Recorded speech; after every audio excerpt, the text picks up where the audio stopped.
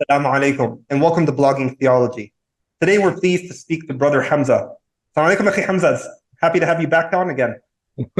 وعليكم السلام ورحمة الله وبركاته. Hi. How are you?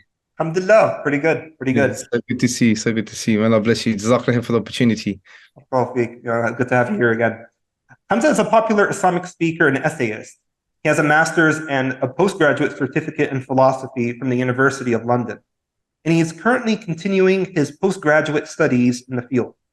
He is the author of the popular book, The Divine Reality, God, Islam, and the Mirage of Atheism. And he is also the founder and CEO of the Sapiens Institute. Today, we're going to talk about the hard problem of consciousness. What can better explain consciousness? Theism or naturalism? Inshallah, Brother Hamza is going to enlighten us on this subject today. So without further ado, Hamza, the floor is all yours. Jazakallah. So, okay, Bismillahir Rahmanir Rahim. In alhamdulillah, wassalatu wassalamu ala rasulillah. My dear brothers and sisters, Assalamu alaikum rahmatullah.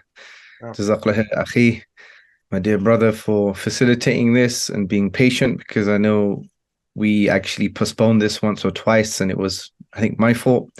So may Allah bless you for your forbearance and your sabr. So let's first start with this. I think this is probably the easiest way to discuss the problem. And the reason I want to start with a stone and a bunch of butterflies is because it sets the scene, the kind of metaphysical scene or the philosophical scene, if you like, because a lot of the concepts that we're going to be articulating, they can be a little bit heavy. So I'm going to try my best to make them as light as possible. So here's a question.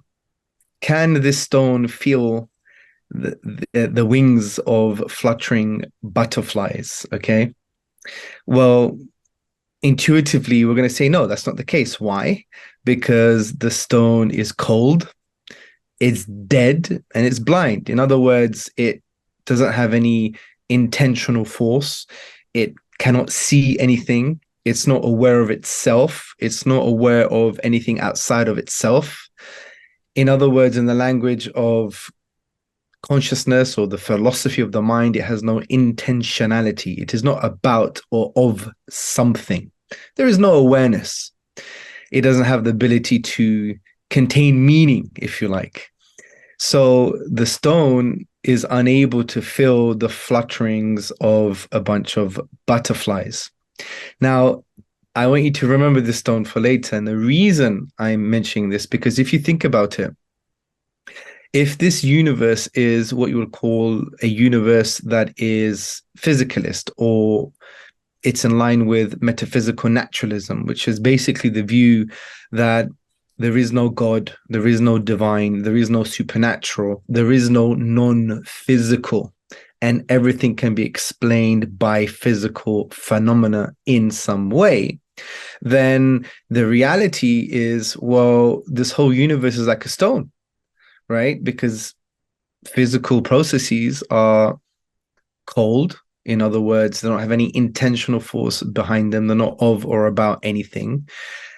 Also, they are blind, and they're not aware of themselves or aware of anything outside of themselves. So this whole universe is like one large stone. So how on earth can it produce something like consciousness, specifically the ability to have inner subjective conscious experiences? And how can we explain this first person fact that we have inner subjective conscious experiences, if this whole universe is made up of cold, blind, physical processes? And this is a very important question, or a bunch of questions that we want to ask. And I think it sets the scene. So remember this stone for later. So here's some terms. So the first thing to understand is, I'm going to try and emulate the academic literature, the language that's used.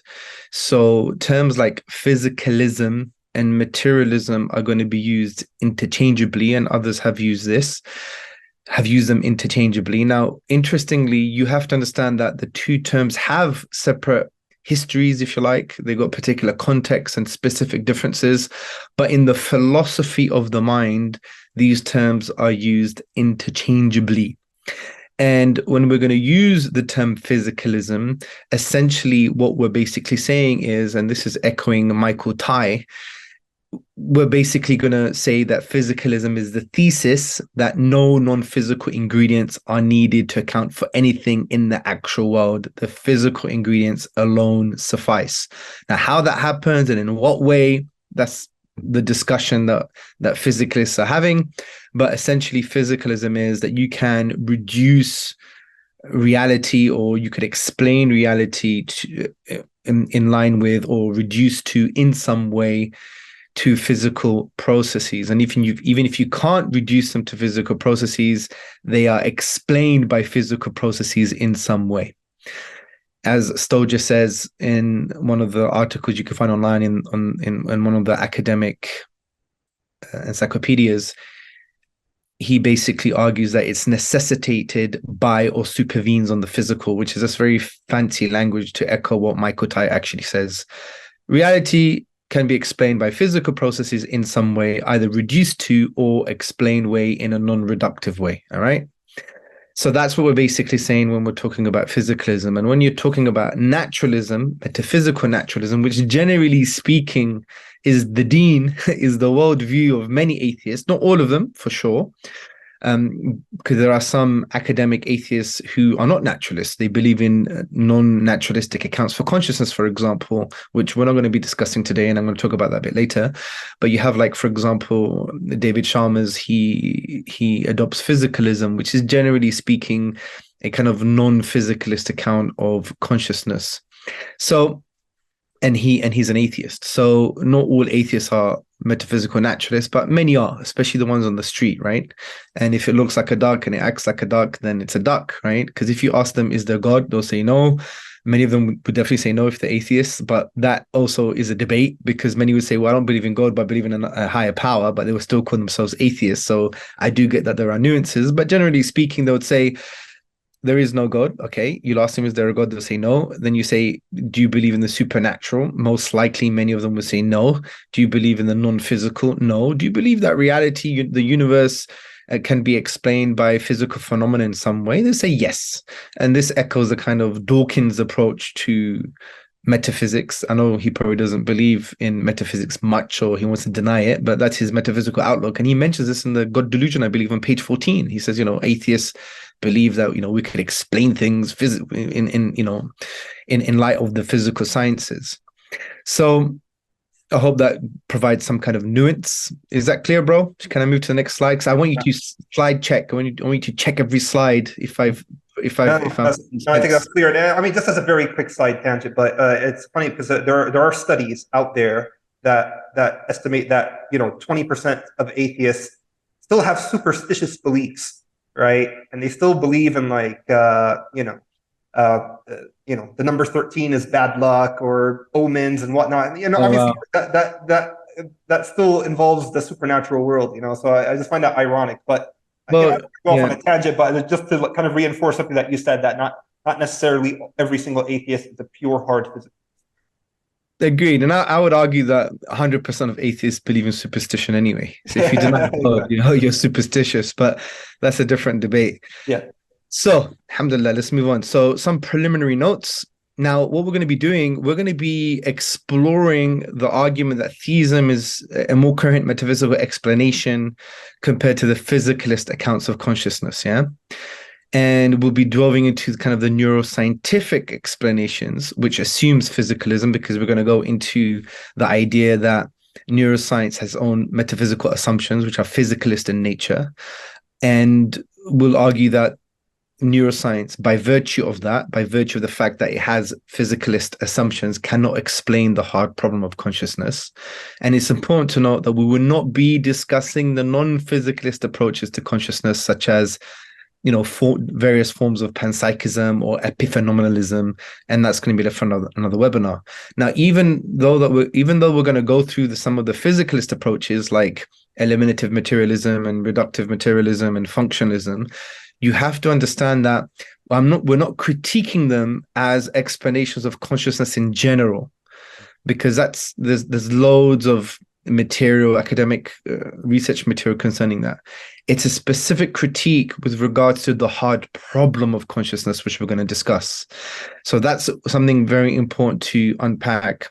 And also, we're not going to go into the empirical theories which rest upon the physicalist approaches to the philosophy of the mind. So you may have, for example, something like eliminative materialism as a broad metaphysic, if you like, to explain the hard problem of consciousness and consciousness in general, when in actual fact, you'll find out in a few moments, eliminative materialism doesn't explain the hard problem at all. It actually denies it, yeah? But anyway, these empirical approaches may rest upon something like eliminative materialism, but there'll be various forms of those empirical approaches with very fancy names. We're not going to go into those because it's not necessary, because they rest upon the key metaphysical approaches to explain consciousness. And once you can undermine them, then it just follows that the empirical theories actually fail to explain the hard problem, because if they rest upon these key physicalist approaches to explain consciousness, or in our context, a hard problem, and they can't do so, then it follows that the empirical theories that rest upon those physicalist approaches can't explain the hard problem either. Is that clear? Yeah, good. So this is what we're going to learn, right? And sometimes, in a paradoxical sense, I'm going to learn this too, because every time you articulate something, I've articulated this so many times, you just have other insights, right? So that's the beautiful thing of sharing. Sharing itself is a form of learning. Allahu Akbar, I think that's deep, yeah? If I have to say so myself. So this is what we're going to learn. We're going to learn what the hard problem of consciousness is, because people mistake the hard problem of consciousness and they think it's just an epistemic problem. It's a problem of knowledge. There is an epistemic gap. No, there's an ontological aspect. What's the source and nature of our conscious experiences of inner subjective conscious states? And we're going to explain why physicalism is not an adequate explanation for the hard problem of consciousness. And we're going to show how neuroscience is unable to solve the hard problem of consciousness. You could, do as many correlations as you like, because neuroscience is basically a science of correlations. You could do as many correlations as you want. In actual fact, you can map out all the brain in every single way, and you still won't be able to address the hard or answer the two main questions of the hard problem of consciousness. And we're going to explain why. As one brother who's a friend once told me, he said neuroscience is basically pixelated phrenology. Phrenology is a study of the brain, pixelated phrenology. And we're also going to argue, by virtue of that, science cannot deal with inner subjective conscious experiences. Then we're going to talk about a theistic metaphysic does not reject neuroscience. This is very important to understand. Just because you have a theistic explanation, we're not throwing the neurobiological studies out of the window. Of course not. We are accepting them, but the theistic metaphysical framework accepts the science and explains what the science can't. So we have a more coherent metaphysical explanation that explains reality, and that's the nature of metaphysics, right? You have first principles, you have lenses you put on your intellectual eyes, if you like, in order to understand yourself and reality. Now, if those lenses are restricting you from understanding reality, then change them, right? And we're saying a theistic metaphysic is far more coherent, more rational, more intuitive, and in line with your fitrah, your innate disposition. So we're going to explain why theism is an adequate metaphysical explanation of consciousness with regards to the hard problem of consciousness. And we're going to go into AI, artificial intelligence, how it cannot be conscious. Now, the reason we're going to go into AI, because when we talk about emergent materialism, one would argue that, AI can be conscious. And this is an example of emergent materialism. And we're going to try and unpack why AI is not going to be fully conscious. And we're going to make a distinction between strong AI and weak AI and get into that.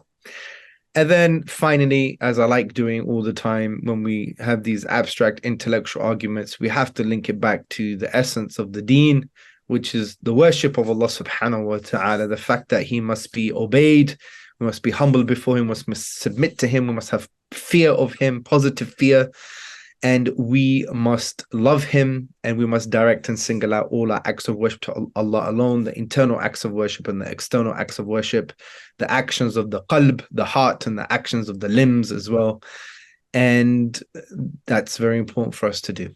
Is that clear? Perfect. Good slide check.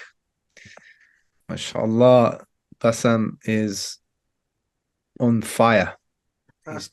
Right. What is the hard problem? Yani, the problem here. Yeah. I know this is an academic channel, but yani, let's bring our characters into this debate. Right. What is the hard speaker? Yeah.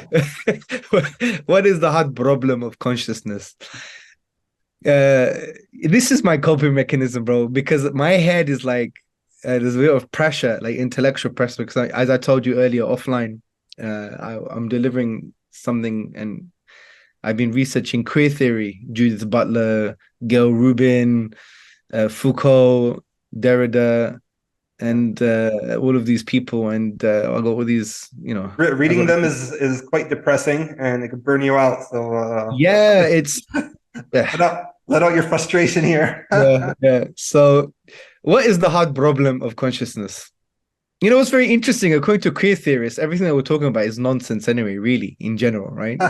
Because even like they're radically skeptic, which echoes a form of applied postmodernism. They say biology, science, there is no objective truth, right? And you only understand biology and science through socialization, the language that you use.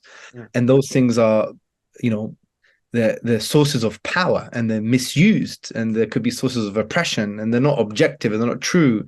And we're going to challenge that language and challenge that socialization. So everything we're saying, according to the queer theorists, is all like, it's not even true. It's just they're radical skeptics from that perspective. Yeah. Anyway, I just thought I'd add that in there. Interesting digression. Interesting intersection. That's the word. Yeah. So, I'm sure plenty of pun is intended there, but now back to hard problem of consciousness. The hard problem. Okay, so the hard problem of consciousness. So look, the hard problem of consciousness, and this term I believe was coined by David Chalmers, but we had the famous essay by, subhanAllah, his name just escapes me now. Nagel, yes, Thomas Nagel. He wrote in 1973. Regarding the bat, right? The bat, yeah. What is it like to be a bat, basically? What is it like to be a bat, yeah. And he basically frames it from the point of view that this is a first-person fact, first-person experience, and the third-person language of science cannot access that. And he's basically saying, science is limited from that point of view. So the hard problem of consciousness is basically to do with two main questions, okay? And before I get into it, I'm going to give you an example, right? Say everyone's looking at Bassam, mashallah, tabarakallah, his beautiful face.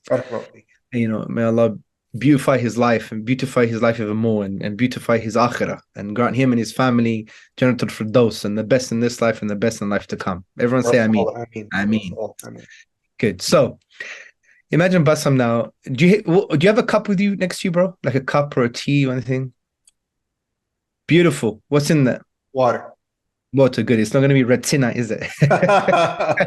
Retina is this Greek liquor, right? So, na'udhu billah. Right. So, can you just drink some water for me if you don't mind?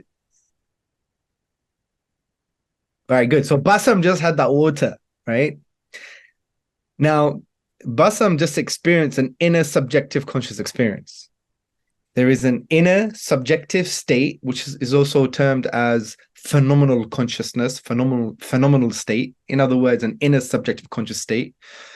And he's experienced that by drinking water. Now, the question is, do we know what it's like for Bassam to drink water? Now, you may say, yeah, because I'm drinking water. But hold on a second. That's not the point here. The point is, do you know Bassam's experience? The experience that he had just now, sitting on his chair in his room, talking to me, having that water with a particular temperature and so on and so forth. He just sipped it and he had an inner subjective conscious experience. Do we know what it's like for Bassam to have that inner subjective conscious experience? You would say, well, yeah, because I have it. Yeah, but there's a problem here. That's your inner subjective conscious experience. We don't know what it's like for him to have that inner subjective conscious experience. Now, one would argue, well, I can map out his brain and see all the neurochemical firings or the neurobiological happenings, and I can correlate it to that particular experience, and therefore we've got it. Well, no, because that's just correlation. Even if every time he had a sip of water, he had exactly the same neurochemical firings, which doesn't happen in literature, by the way. We don't even understand the brain to that degree to even have exactly the same neurochemical firings to map out a particular experience. But we're going to discuss that later. But even if you have to understand everything that happens in the brain, how does it now follow that just because you saw all of these neurochemical firings, now you know that he's having that particular conscious experience? Yeah, but what is that inner subjective conscious experience? Oh, we can ask him. Okay, ask him then. It's cold, it's crispy, it's, I don't know, silky. God knows how he's going to explain it, right? And you may think that since you've used those words in a particular context, then you exactly know what his experience is. But again, that's a big problem because words are vehicles to meaning, and meaning is a representation of your, in this context, your inner subjective conscious experience. Now, I know that opens the door to different approaches to the philosophy of language we're not going to get into, but generally speaking, what does it mean for him that this liquid is cold or it's silky or it's, refreshing? That we cannot access because can't someone argue? Well, I'm a human being. Bassam is a human being, and water is water, and there's no reason to think that Bassam's experience will differ from anyone else's. So just as I'm a human being and I know how water tastes like and how good it feels to quench my thirst, I have no reason to believe that Bassam would feel or experience anything different. Yeah, they could try and make that argument, but that would basically say, therefore, that if we have the same experience, we're always going to have the same inner subjective conscious experience. So if we have the same physical reality, whether it's punching a bag, getting punched in the face, getting run over, kissing our beloveds, hugging a brother, eating a chocolate, these are physical experiences that we're experiencing, and they're all the same. If those things are all the same, then it follows then your inner subjective conscious experience of those physical things is going to be the same as well. And that doesn't follow. And we even see this even with people's perception of pain, right? And, if you're an athlete, for example, you will know you may get punched in the face in exactly the same place with the same pressure and with the same force. People's inner subjective conscious experience of that is going to be fundamentally different, even in the way that they expressed it as well. Now, there's much more to unpack there, but I think there is a false assumption just because the external experience or the external reality is the same, therefore, one's experience of that is going to be the same. It just doesn't. A second question. Sure. The first question that you have posed right now, is it an epistemic problem or an ontological problem? It's an epistemic one, because we're talking about how can we know. So what in the literature they say there is an epistemic gap now, yeah? Okay. And this leads to the second question, which is, well, okay, we can't really deny, unless you're an eliminative materialist, you can't really deny that we have inner subjective conscious experiences, because for me, that's the equivalent of denying your humanity, right?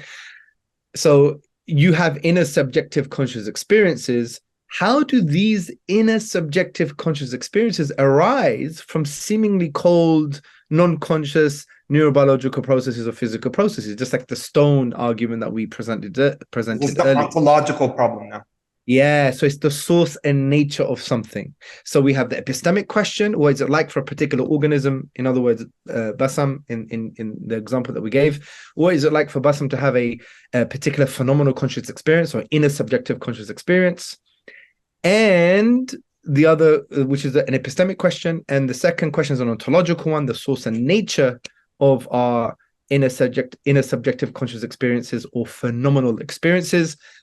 How do they arise, and why do they arise from seemingly cold, non-conscious physical processes? Because if you're a physicalist, generally speaking, you're not going to really claim that physical processes have intentionality, meaning they're about or of something. Yeah, physical process doesn't have awareness. An electron, a bunch of electrons arranged in a particular way, they don't have awareness, right?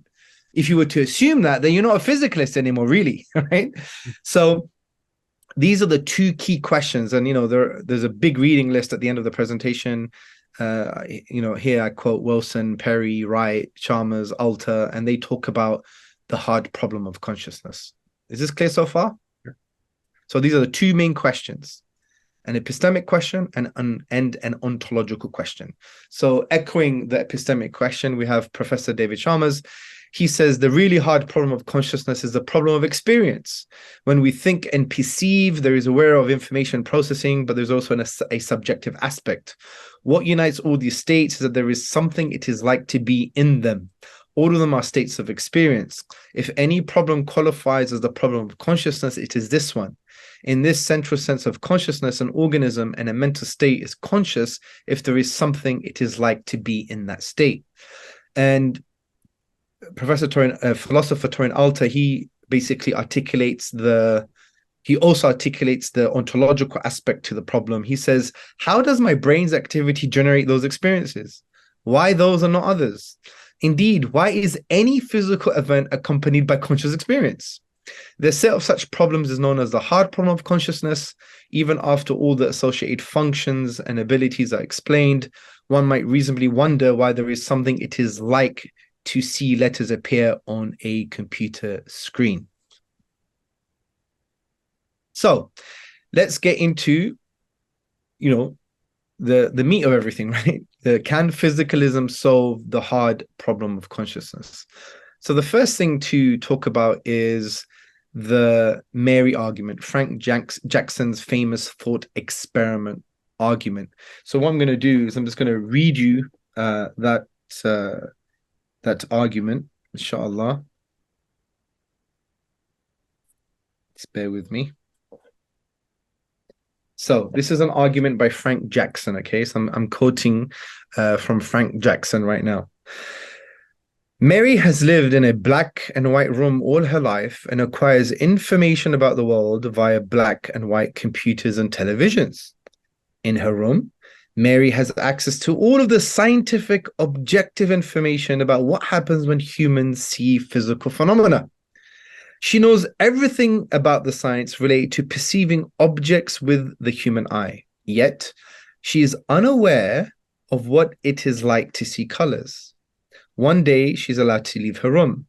The moment she opens the door, she looks at a red rose and experiences the color red for the first time. She only appreciates the color red the moment she sees it. Her knowledge about all of the physical facts concerning visual perception and colors did nothing to prepare her for the new experience of seeing red. She did not know what it is like to see a red rose by learning physical facts. She only knew what that experience was like the moment it occurred. By the way, I think that was my summary. But that's the summary of Frank Jackson's argument. I'm reading from my book, that's why. Clear enough.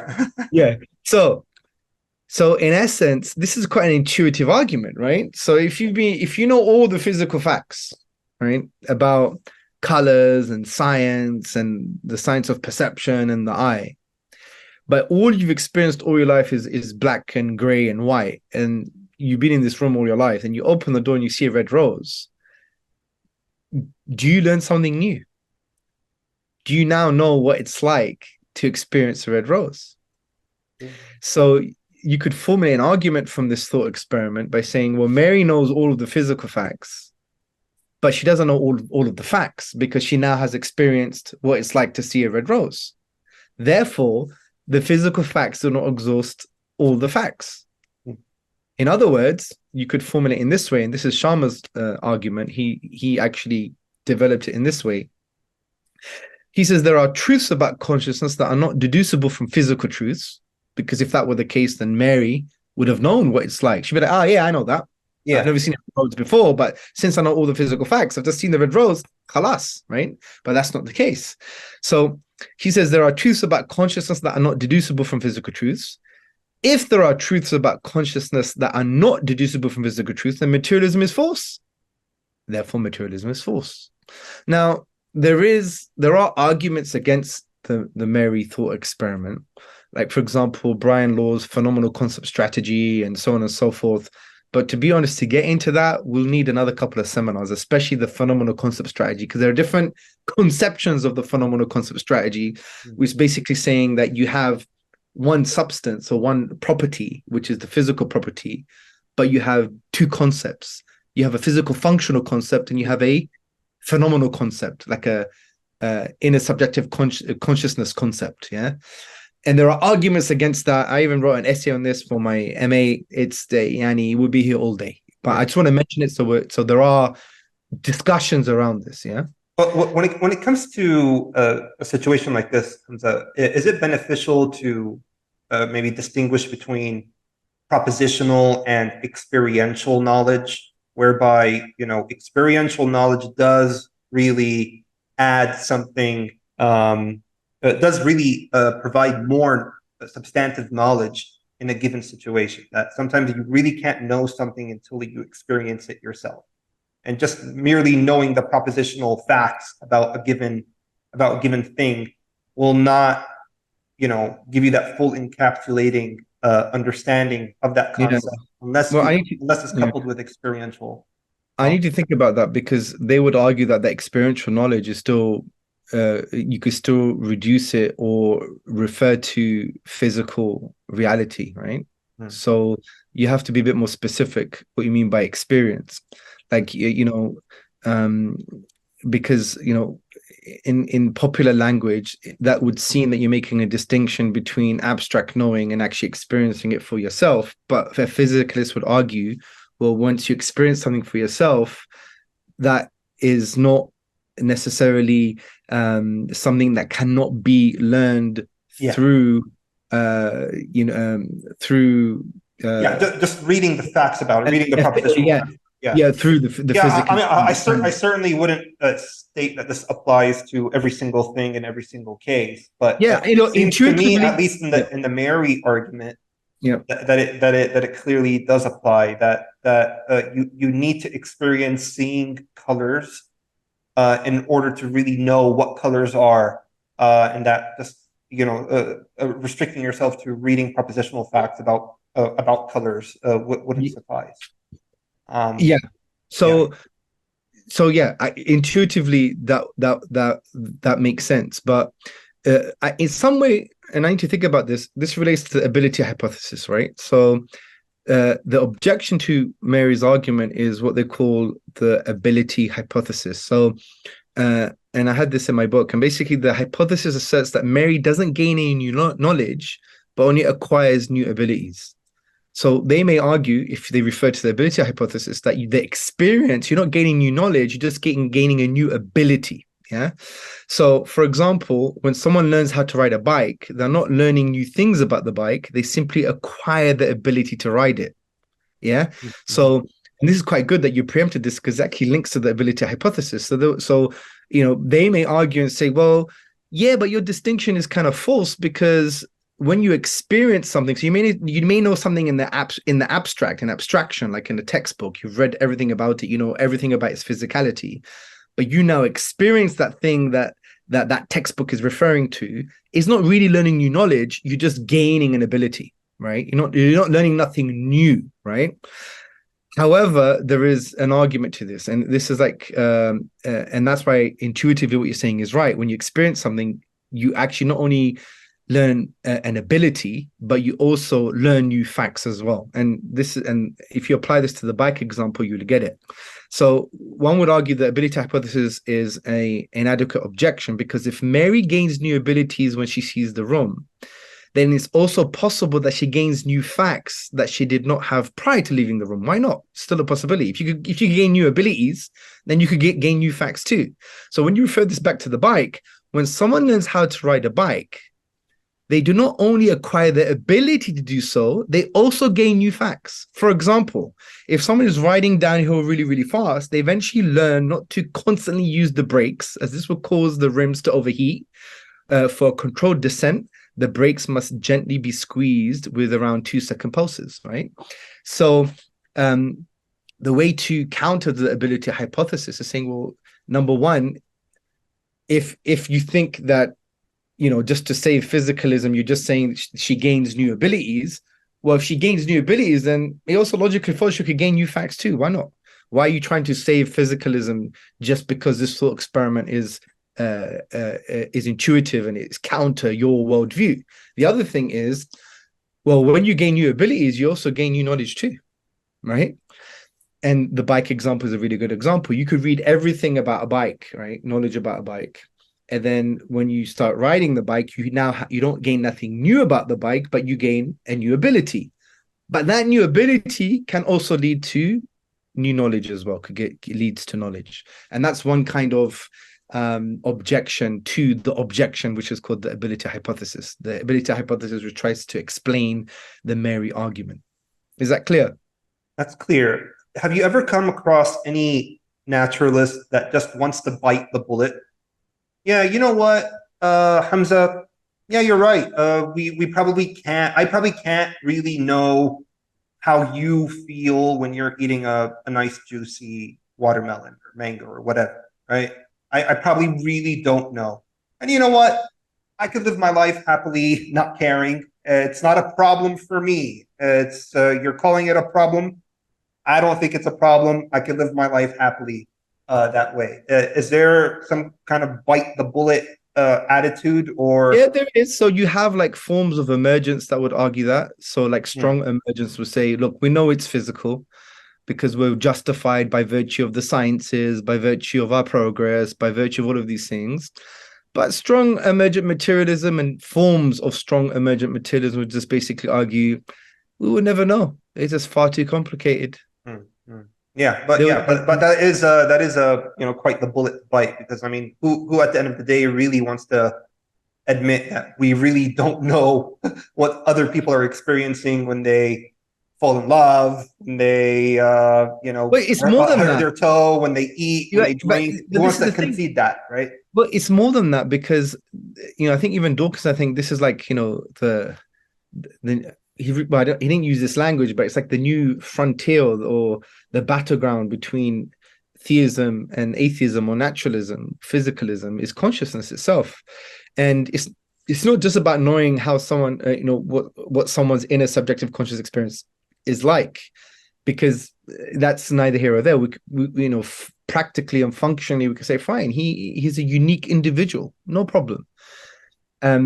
But that not being able to know gives rise to other questions which challenge physicalism. But the other most important thing, in my view, is the ontological question. If you feel physicalism explains phenomena, right, you have the number one phenomenon to deal with, which is consciousness. Yeah. Without consciousness, you don't have anything. You don't have this computer. You don't have even the discussion. You don't have the debate. You don't have science, civilization. I mean, we are. This is a miracle, Yani. You want to think about it. The fact that we are conscious. And let me just, I don't want to bore people to death. So let's give you a bit of a story. The reason I think, one of the reasons that motivated me to get into consciousness, especially when I was doing my MA, is it was a kind of personal experience that I had. So when I was around the age of around 11 to 13 or something, I used to sit in the bath, and from what I remember, I used to cry because I realized that I'm not, like, I have friends and family, and they're outside of the bathroom, right?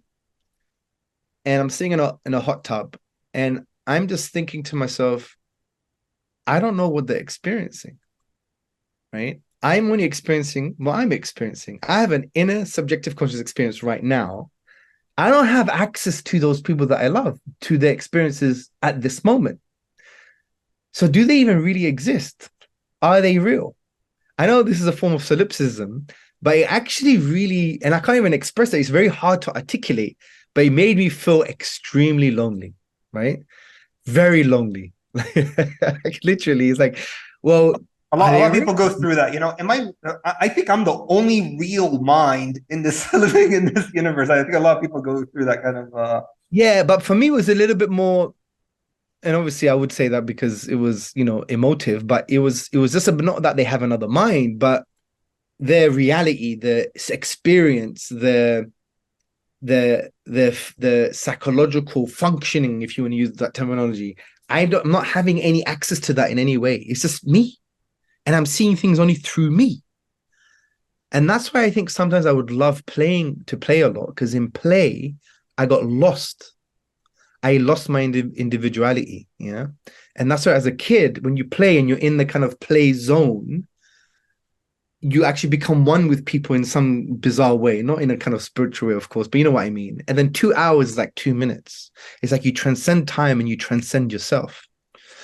And that's, the powerful thing about play itself, right?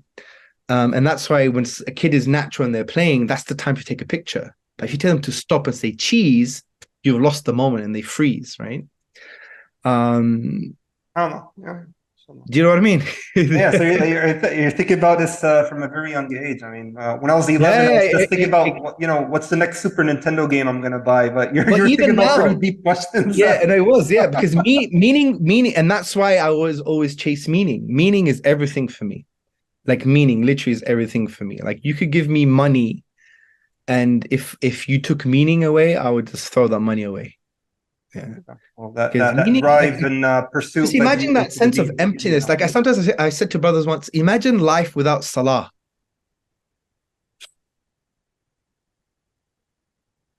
Do you know what I mean? This is like, this is powerful stuff.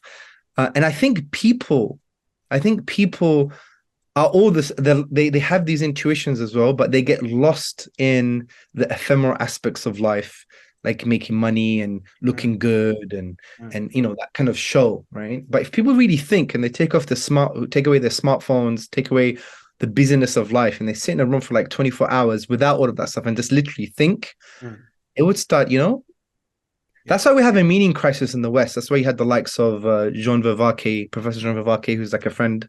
I had a couple of discussions with him. And obviously you have the born-again Zionist, what's his name? Peterson. He's a born-again Zionist, right? Not sure if he's born again. Whether he believes in God is another story. But, not to digress.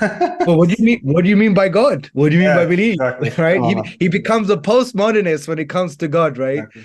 He's been attacking postmodernism all the time, but he becomes a postmodernist when someone asks him about the God question. But anyway, let's move on.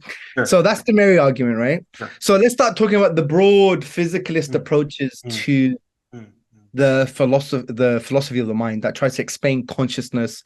And we're going to do each of these attempts try to tackle both the epistemic and ontological? Well, some of them, a lot of these approaches are not necessarily motivated to deal with the hard problem. A lot of these approaches are there to actually deal with consciousness in general, which are like Chalmers calls them the easy problems, like maybe our ability to think and so on and so forth, right? Cognition and stuff like that. Now, when these ideas have been developed, then obviously this problem has emerged, and they're trying to apply, for example, a particular physicalist theory that already explains a lot about consciousness to this area. And that's why some of them say it's a debate we'll never be able to solve, or a question we'll never be able to answer. But it's solving a lot of the other problems, or the easier problems in consciousness. And, it allows us to understand neuroscience and develop medicines for neurobiological disorders and understand more about behavior. So they are motivated by the kind of functional aspects of these approaches, that is making sense of all the other aspects of consciousness. All right, fine, we have the hard problem that we can't deal with, but who cares, kind of thing, right? And especially because they already have the socialization, right? The socialization of naturalism, physicalism, that even if there is a recalcitrant fact, there's a fact that resists physicalism, like inner subjective conscious experience, they're not going to really give it too much attention, maybe because they're solving loads of other problems, right? So I don't want people to think that these approaches emerge just to deal with the hard problem. No, that's not the case. So, and again, just to remind people, because I know this is very heavy, right? This is a broad kind of physicalist approach to the philosophy of the mind. A physicalist approach in the philosophy of the mind that addresses consciousness. There are many empirical theories that have that adopt eliminative materialism, and we're not going to be addressing those, because if we address the main metaphysic, if you like, all of these theories that depend on that do not really need to be addressed in the context of the hard problem. Okay, because I don't want people to think that, oh, aren't you aware of theory X and theory Y and this many, I don't know, megahertz or whatever they call it in the brain, and there's another theory. There's so many now, right? That's unnecessary for our discussion, because the physicalist approaches that we're talking about are the ones that these empirical theories depend upon. And if you could deal with them in the context of the hard problem, then you don't have to go into the nitty-gritty scientific and theoretical stuff concerning the empirical theories. All right, so eliminative materialism. So the big kind of scholars, if you like, of eliminative materialism from the philosophy of mind perspective are of the Churchlands, right? I think they're husband and wife. And by the way, from what I remember, when I was discussing this, when I was studying, there were some academics that wanted to stop using language like love. I'm in love. They wanted to say things like, my area of the brain is vibrating at this megahertz, or whatever language that they use. It was really, really bizarre. Yeah, absolutely, it's really bizarre.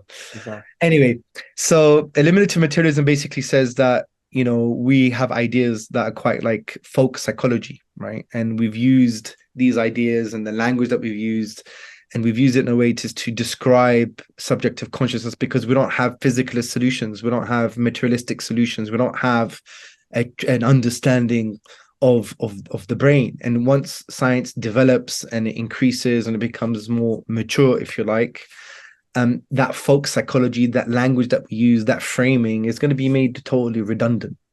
So eliminative materialism argues that everything can be explained by physical processes, and this is very key, it does not accept that phenomenal consciousness exists. There is no first person, right? There is no subjective consciousness. There is no subjective consciousness, yeah? There's no subjective conscious experience. This is just physical stuff happening, yeah? And they just basically claim that the brain is made up of neurons, it undergoes physical and chemical processes, therefore once we explain this, we will somehow explain consciousness. So for the eliminative materialist, inner subjective conscious experience are just an illusion, and therefore it denies the first person fact of phenomenal experience. Simple as that, right? So that's an easy way of addressing what eliminative materialism is. Now, interestingly, Frank Jackson and Philip Petit, they maintain that this approach, eliminative materialism, which basically argues that, look, the history of science has shown that, once we know more about the physical stuff, more about the science, the kind of folk psychology, primitive framing of these experiences is going to disappear, right? They argue it doesn't logically follow, right? And the reason they say that is because they say that it's unreasonable to reject conclusions of a theory due to the potential discovery of another theory that may have greater explanatory scope. Because it could be the case that the claims of the weaker theory are still true, right? And they give an example of the kinetic theory of gases. I'm going to read. So this makes sense to you, right? So Frank Jackson and Philip Petit maintain that the materialist claim, which we just mentioned, that the history of science has shown that a physicalist language will replace our primitive folk psychology, that claim itself doesn't logically follow. And they basically say that it could be the case that claims of a weaker theory are still true, despite a scientifically better way of explaining the same phenomenon. And what Jackson and Petit use is the kinetic theories of gases as an example. And basically, if you don't know, the kinetic theory of gases studies the microscopic behavior of molecules and the interactions which lead to macroscopic relationships. Yeah. Now, this theory uses statistical analysis to provide accurate results from macroscopic manifestations of microscopic phenomena. Now, Jackson Petit, what they postulate is that if a hypothetical superkinetic theory provided non-statistical deterministic calculations of the exact position, mass, velocity, and size of every gas molecule, it would not provide a basis to reject the fact that gases have temperature and pressure. The reason is that the superkinetic theory does not contain, and I'm quoting them, information that supports the relevant part of the old theory. And Jackson and Petit summarized the argument in the following way. And yet no reductive identifications of temperature and pressure with fundamental properties of the superkinetic theory are possible. Temperature, for instance, is not the mass, velocity, or position of any individual molecule. There'll be no isomorphism, even by the most relaxed standards between gas laws framed in terms of temperature, pressure, and volume, and the laws framed in terms of mass, position, and velocity of molecules of the superkinetic theory. The basic taxonomic principles of the two theories are very different. And in conclusion, in light of this, eliminative materialism is not an adequate explanation for the hard problem of consciousness.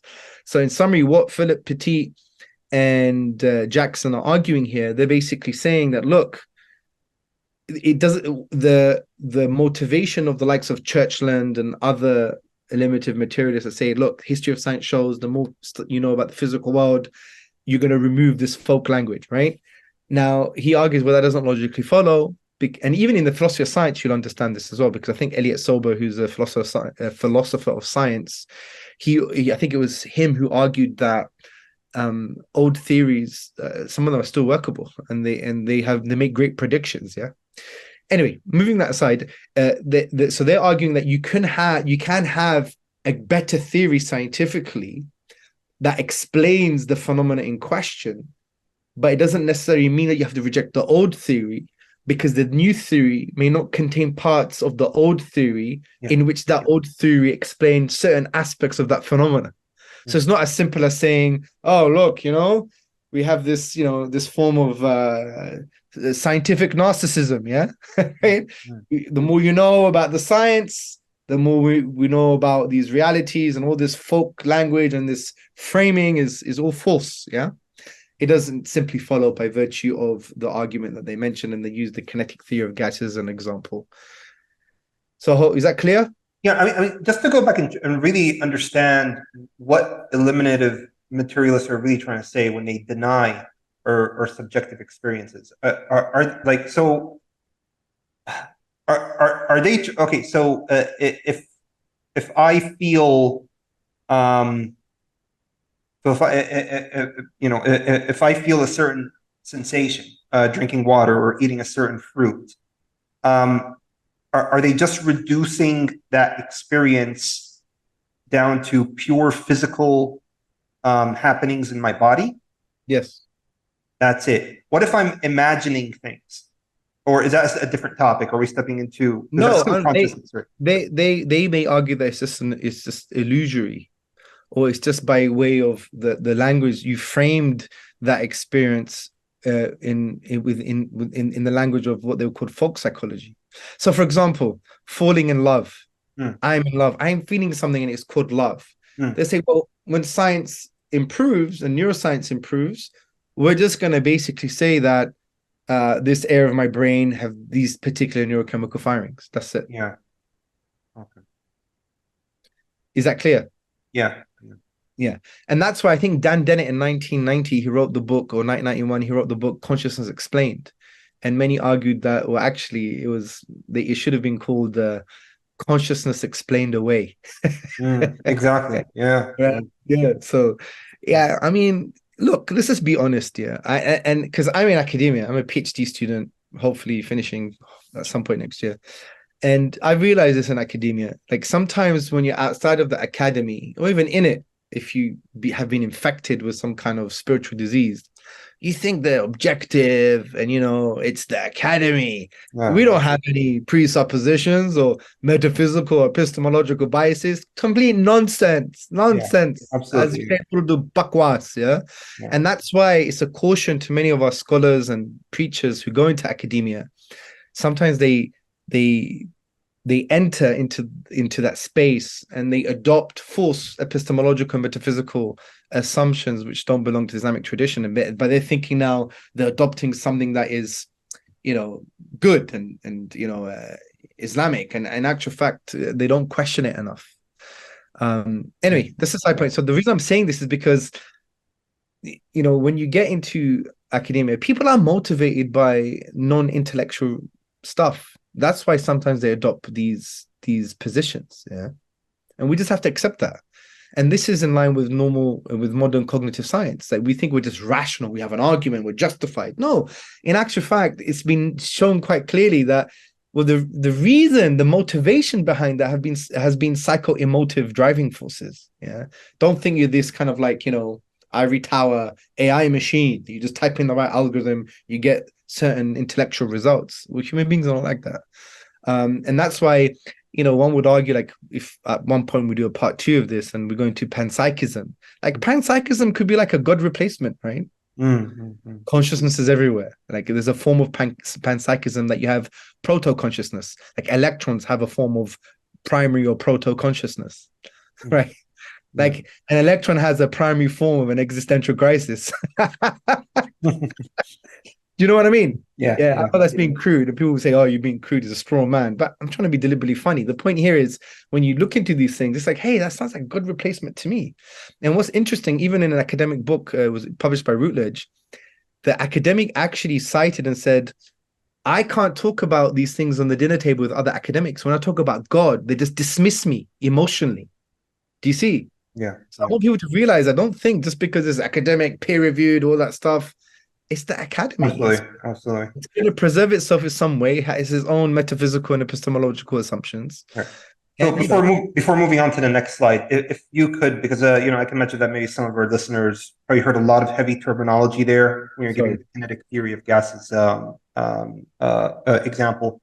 If you were to summarize it in like 2 or 3 sentences in a very straightforward fashion, without even having to provide the justification, but if you just explain the response in the most simplistic way as possible to eliminative materialism, what would you say? You mean Frank Jackson's and Petit's, or what is Frank Jackson's and Petit's response? Because you're using their response. Yeah. Okay. Good. So without necessarily using their example, but if you were to summarize it in like 1 or 2 sentences, what's the gist of the point that they're making in their response? In like so to understand the gist of response, let's understand the gist of the motivation. So the gist of the motivation is every time science progresses, which is not necessarily true, by the way, but let's just take it as they're giving it to us. As science progresses and material sciences progresses, we're understanding reality. Okay. At the moment, we don't have enough data, experiments, information to understand reality. So what we're doing, we're using language that sounds unscientific, that's more in line with subjectivity, like love or I'm hurt and stuff like that. Yeah. So that's the motivation. It's kind of like a gaps argument. Which they're accusing us of. Yeah. Sure. And so Jackson and Petit are basically arguing, well, that doesn't actually necessarily follow, because it could be the case that you have more understanding of the reality, the physical reality, to explain it, but that understanding of the physical reality may not necessarily deny your original take on it. Exactly. Right? That's what they're basically saying. Sure. And they give an example of a particular theory where you can have a new theory to explain the movement of gases, for example, without contradicting the final conclusion. Yeah, that might give deterministic answers, meaning we exactly know exactly the movement and the position and so on and so forth. And the old one was more probabilistic, was more statistical. However, that new theory doesn't have information that the old theory has, which explains things like pressure and so on and so forth. So why would you deny the old theory when it's still giving you knowledge, right? So they're basically saying it just doesn't logically follow their motivation. So why? We might discover more in the future, but that doesn't necessarily mean that it's going to change our theory or fill in all the gaps that need to be filled in by people. Sure. I think we got that clear. Okay, we can move. Cool. Reductive materialism. Now, in fairness, when I was going through this, I got confused. I was like, there's not much real difference here. And that's why we have to be very, very, very specific in our wording to make a distinction between eliminative materialism and reductive materialism. So reductive materialism is basically, they say, look, there's a knowledge gap. There's a knowledge gap between the physical processes and subjective conscious experiences. So already they're saying we're not denying the fact that you have inner subjective conscious experiences. We're not denying that you have phenomenal consciousness. We're not denying qualia, which is in the language of neuroscience, essentially inner subjective conscious experience. We're not denying these things, but they're fundamentally physical in some way. And at the moment, we just have a gap. We have a knowledge gap, an epistemic gap. Yeah. And what they're saying is that gap is going to be explained or closed with a physicalist philosophy. Yeah. So reductive materialism, unlike eliminative materialism, accepts that subjective consciousness exists, but it can be reduced to physical happenings in our brain in some way. Okay. If we keep the semantics, I mean, would you say that the difference between reductive and eliminative materialists is only semantical, in the sense that, I mean, at the end of the day, both of them are saying that it's going to be reduced to physical happenings, and one side is just calling it hallucinations or, you know, self-deception or whatever they want to call it. Another one's saying, yeah, it's actual consciousness. Is it semantical difference, or do you think there is a real difference here? By reductive materialists accepting subjective consciousness, but still reducing it to physical happenings, are they really saying anything, you know, essentially different from eliminative materialists? Ontologically, they're probably not. Right? Ontologically, yeah, because it's still like material stuff. It's still physical stuff. Yeah? But they would say that, look, we're accepting that you're having these feelings. We're accepting that you have the first person fact of an inner subjective conscious state. We'll accept that, but we're still, you know, adamant that it's still physical in some way. And the whole point of this project of physicalism and neuroscience is trying to explain how it could still be physical. That's a different question. So the eliminative material says it's all physical. There is no inner subjective conscious experience. So there's nothing to think about now. So the more science you know, the more you're explaining. What they're saying is, no, you have inner subjective conscious experiences. You have this first person fact of this phenomenal consciousness, inner subjective conscious states. We're accepting that. We're not denying it. And what we're saying, there is a gap in how to even link it to the physical stuff.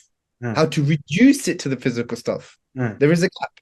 And the whole point of our project, the philosophy of physicalism, in this context, reductive materialism and neuroscience, is trying to close that gap in some way.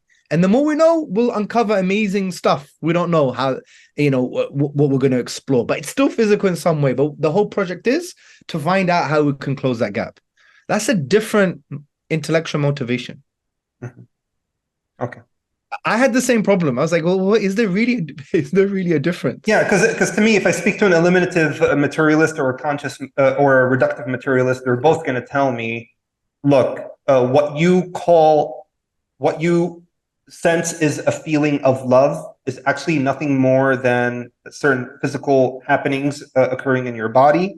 But the eliminative materialist, but the reductive materialist will be like, sure, you could call it a feeling, call it love. Sure, call it love, but there is a physical explanation to it. Well, the eliminative will just be like, look, you're just deceiving yourself by thinking that you're actually really having this feeling called love, because it's really nothing more. It can boil down to nothing more than physical happenings within your body. So I think they're both really essentially saying something else, but they're just articulating themselves differently. Or I think the reductive materialist doesn't want to, you know, he recognizes the high intellectual price tag of the eliminative materialist, who's coming across as denying things that are very intuitive to us, denying that love really exists, denying I mean, for the eliminative materialists, say, look, it's this part of your brain, and it's this set of neurons firing. The reductive materialist may echo a more of a weak emergent materialist, right? Emergent, weak emergence. Yeah, they may say, well, it's a complex causal connections between different physical processes. We're not going to reduce it to one process, but rather there's a bunch of physical stuff happening and there's complex causal connections. And you have this new property that you're experiencing as an inner subjective conscious experience, right? So they're saying, well, we don't know how that's happening, but we'll find out eventually as science improves. So that's why when we talk about weak emergence, you see that it really assumes reductive materialism, right? And you have also something called non-reductive materialism, which is essentially also, if you like, emergence in some case.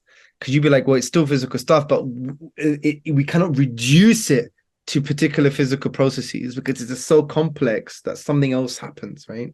Which in a way, non-reductive materialism is also emergence, but other things as well. But we don't have to get into that right now. Yeah. So what they're saying is there's no way of reducing all of subjective conscious states to physical phenomena. And reductive materialism is motivated by the expectation that neuroscience will follow all the other sciences, right? And what we would argue is, well, it's kind of impossible to know what it's like for a particular organism to experience a particular inner subjective conscious experience just by observing neurons firing. So you're not solving the epistemic question with regards to the hard problem, because relate this back to the hard problem. So what eliminative materialism does, they say there is no problem. There is a big difference, saying there's no problem, right? Because you don't have inner subjective conscious states, and therefore you don't have to ask the question, how do they arise from physical processes? It's all physical. But they deny the hard problem. Reductive materialism accepts the hard problem. It can't answer it though. It just can't answer it. Because remember what we said in the beginning, I map out your brain, bro, all the neurochemical firings. How does it now follow from that correlation, from that neurochemical firing and correlating it to your linguistic utterances of a particular inner subjective conscious state? How does it follow that we now know what it's like for you to have a hot chocolate on a Sunday with your favorite pink slippers? You don't have pink slippers, do you? No, I don't. you get the point. So it's not answering the first question, and it's not even answering the second question, because fundamentally you want to reduce them to physical processes. Well, physical processes are blind and cold. They have no intentionality. They're not about or of anything. And a feature of consciousness is that it's aware, it's of something, right? So I'm looking at the door, right? The door. My thinking processes are of and about something other than the process itself. Physical processes do not have those features. So reductive materialism doesn't answer the hard problem of consciousness. And Professor Ravoncio, he makes this point. He says, still, it seems clear that to talk about neurofirings, activations and deactivations in different brain areas or oscillatory synchrony in neuroassemblies is not the same at all, the same thing as talking about feelings of pain, sensations of color, passionate emotions and inner thoughts, and never will be. What is being left out is, first and foremost, the subjective aspect of conscious mental events. And remember, I'm echoing this again, this is not just epistemology, it's about ontology as well. More important. Remember, the problem of the hard problem is also about, well, how do inner subjective conscious experiences arise from seemingly non-conscious, cold, non-intentional physical processes? So it's not just about being able to understand what it's like for someone to have an inner subjective conscious experience just by observing neurochemical firings or happenings, but it's also an ontological problem. What's the source and nature of these experiences? Because remember, the reductive materialist accepts it, accepts that we have inner subjective conscious experience. Well, how do they arise from seemingly blind cold? Just like the stone. Can the stone feel the flutterings of a bunch of butterflies? Is cold, blind, has no meaning, no intentionality. It's not of or about something else. It's not aware of itself. Physical processes are not of or about anything other than themselves. So how can you have, it's like, let's be very honest, it's like a very intrinsic problem here. You could rub the stone forever. There's no genie coming out, or there's no butterflies coming out, right? So this is very, very important. And and this shows the kind of ontological distinctions that we need to make, metaphysical distinctions, because consciousness is something very different intuitively, and physical stuff is something very different.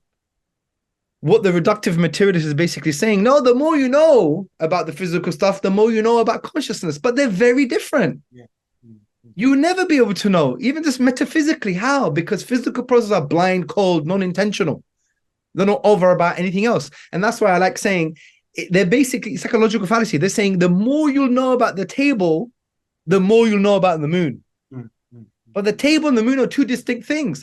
Who cares? The more you know about the table, my friend, you'll know about the moon, right? It's like saying the more you know about a woman is the more you know about a man. Oh, no due respect, they're two different beings, as Allah says, right? The male is unlike the female. Do you know what I mean, you feminists? Bunch of feminists, right?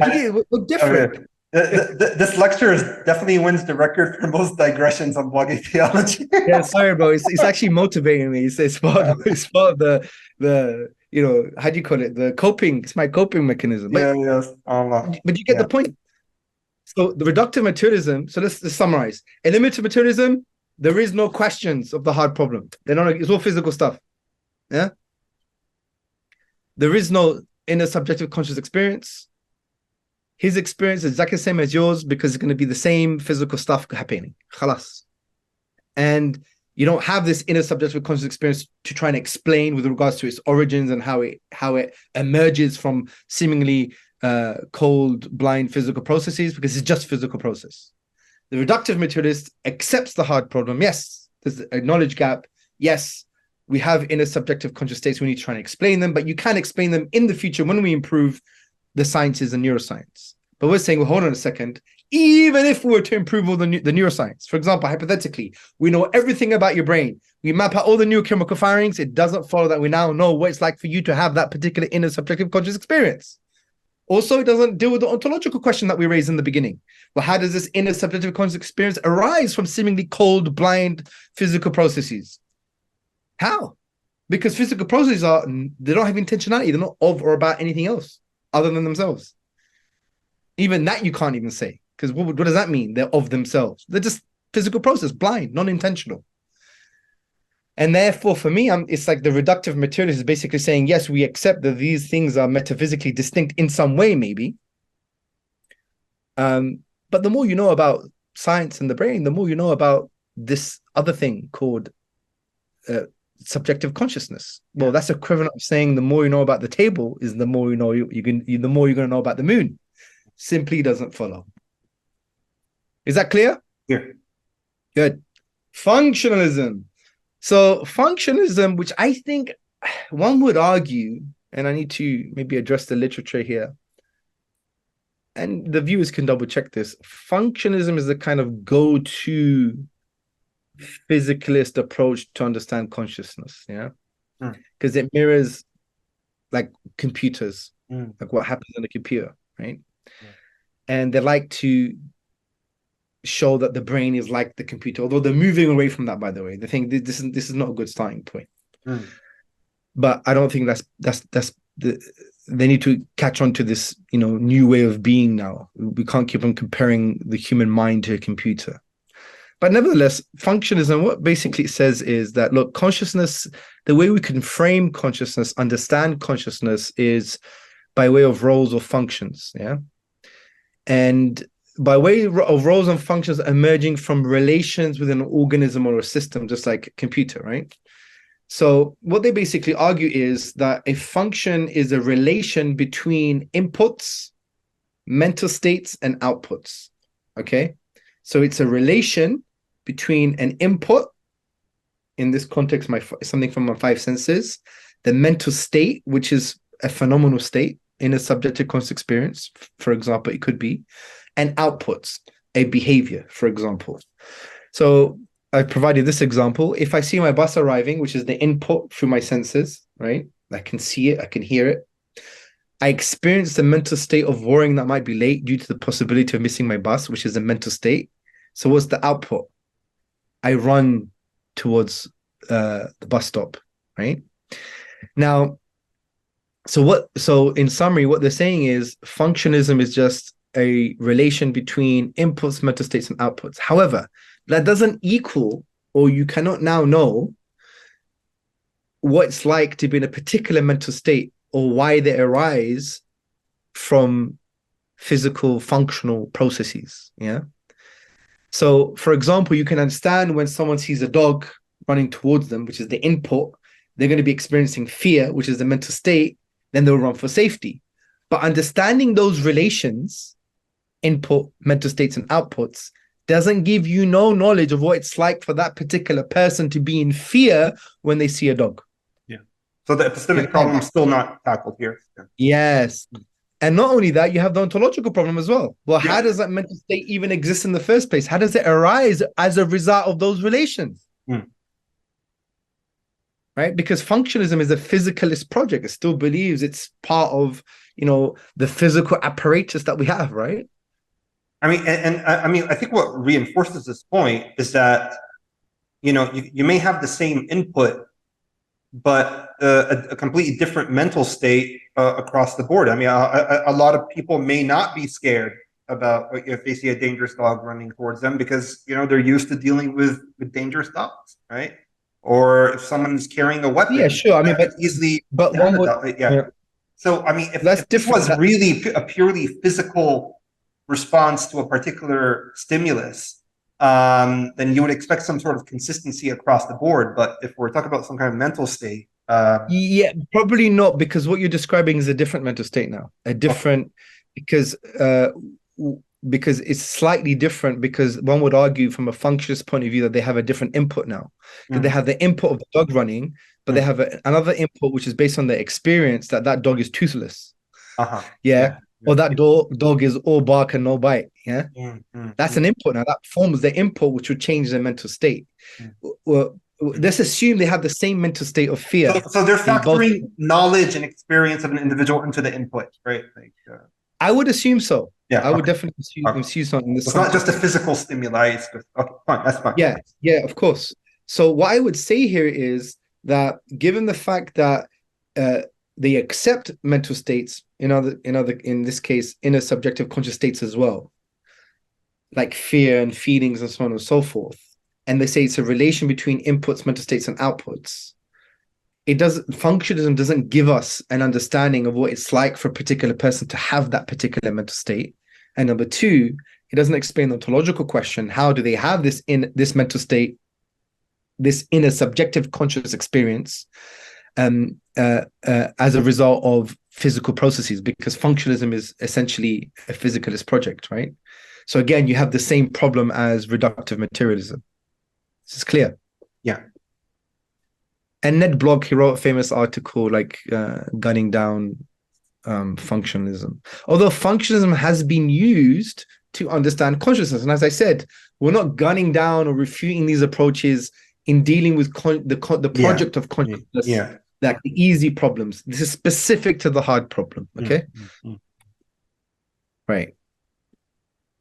Now we could go into weak emergent materialism. So we have emergent materialism in general, but then we could split to weak emergent materialism and strong emergent materialism. Now, weak emergent materialism says, look,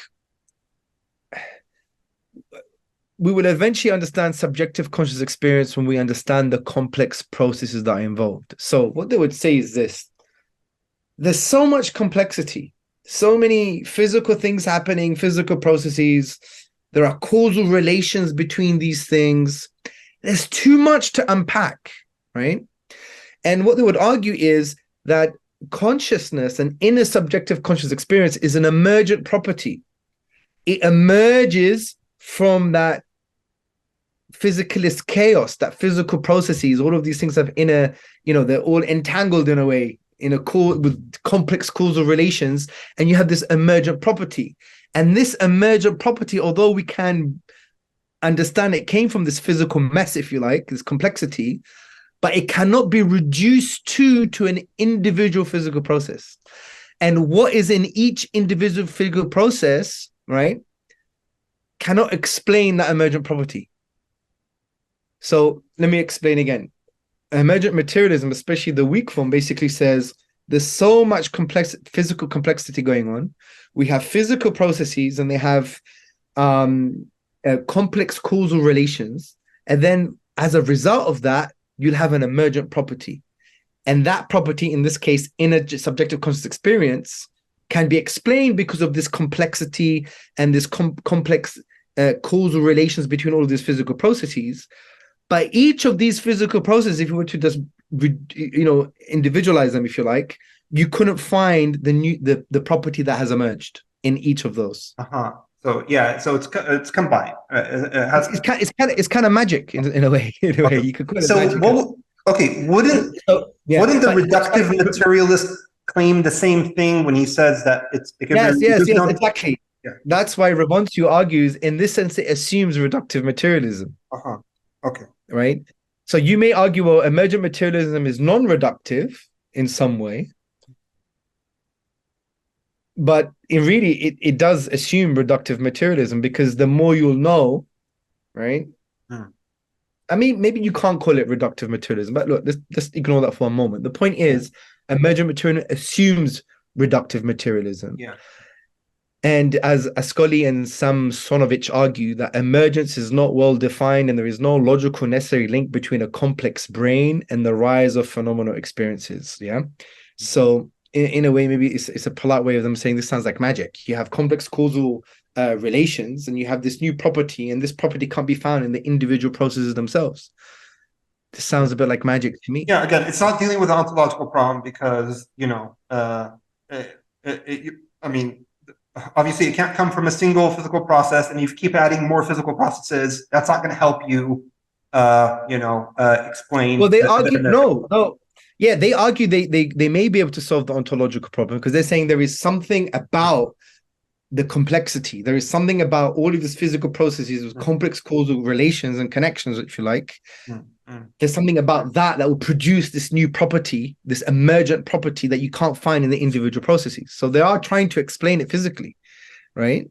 But we would argue, hold on a second, if you have one physical process that is cold, blind, and unconscious and doesn't have intentionality, and you add another physical process that's cold, blind, non-conscious, and doesn't have any intentionality, no awareness, and you add another one that's similar, then you're still going to get the same thing. Yeah. Because the principle is, you can't, like, if I don't have £5, I can't give you £5, right? Yeah. I don't have it.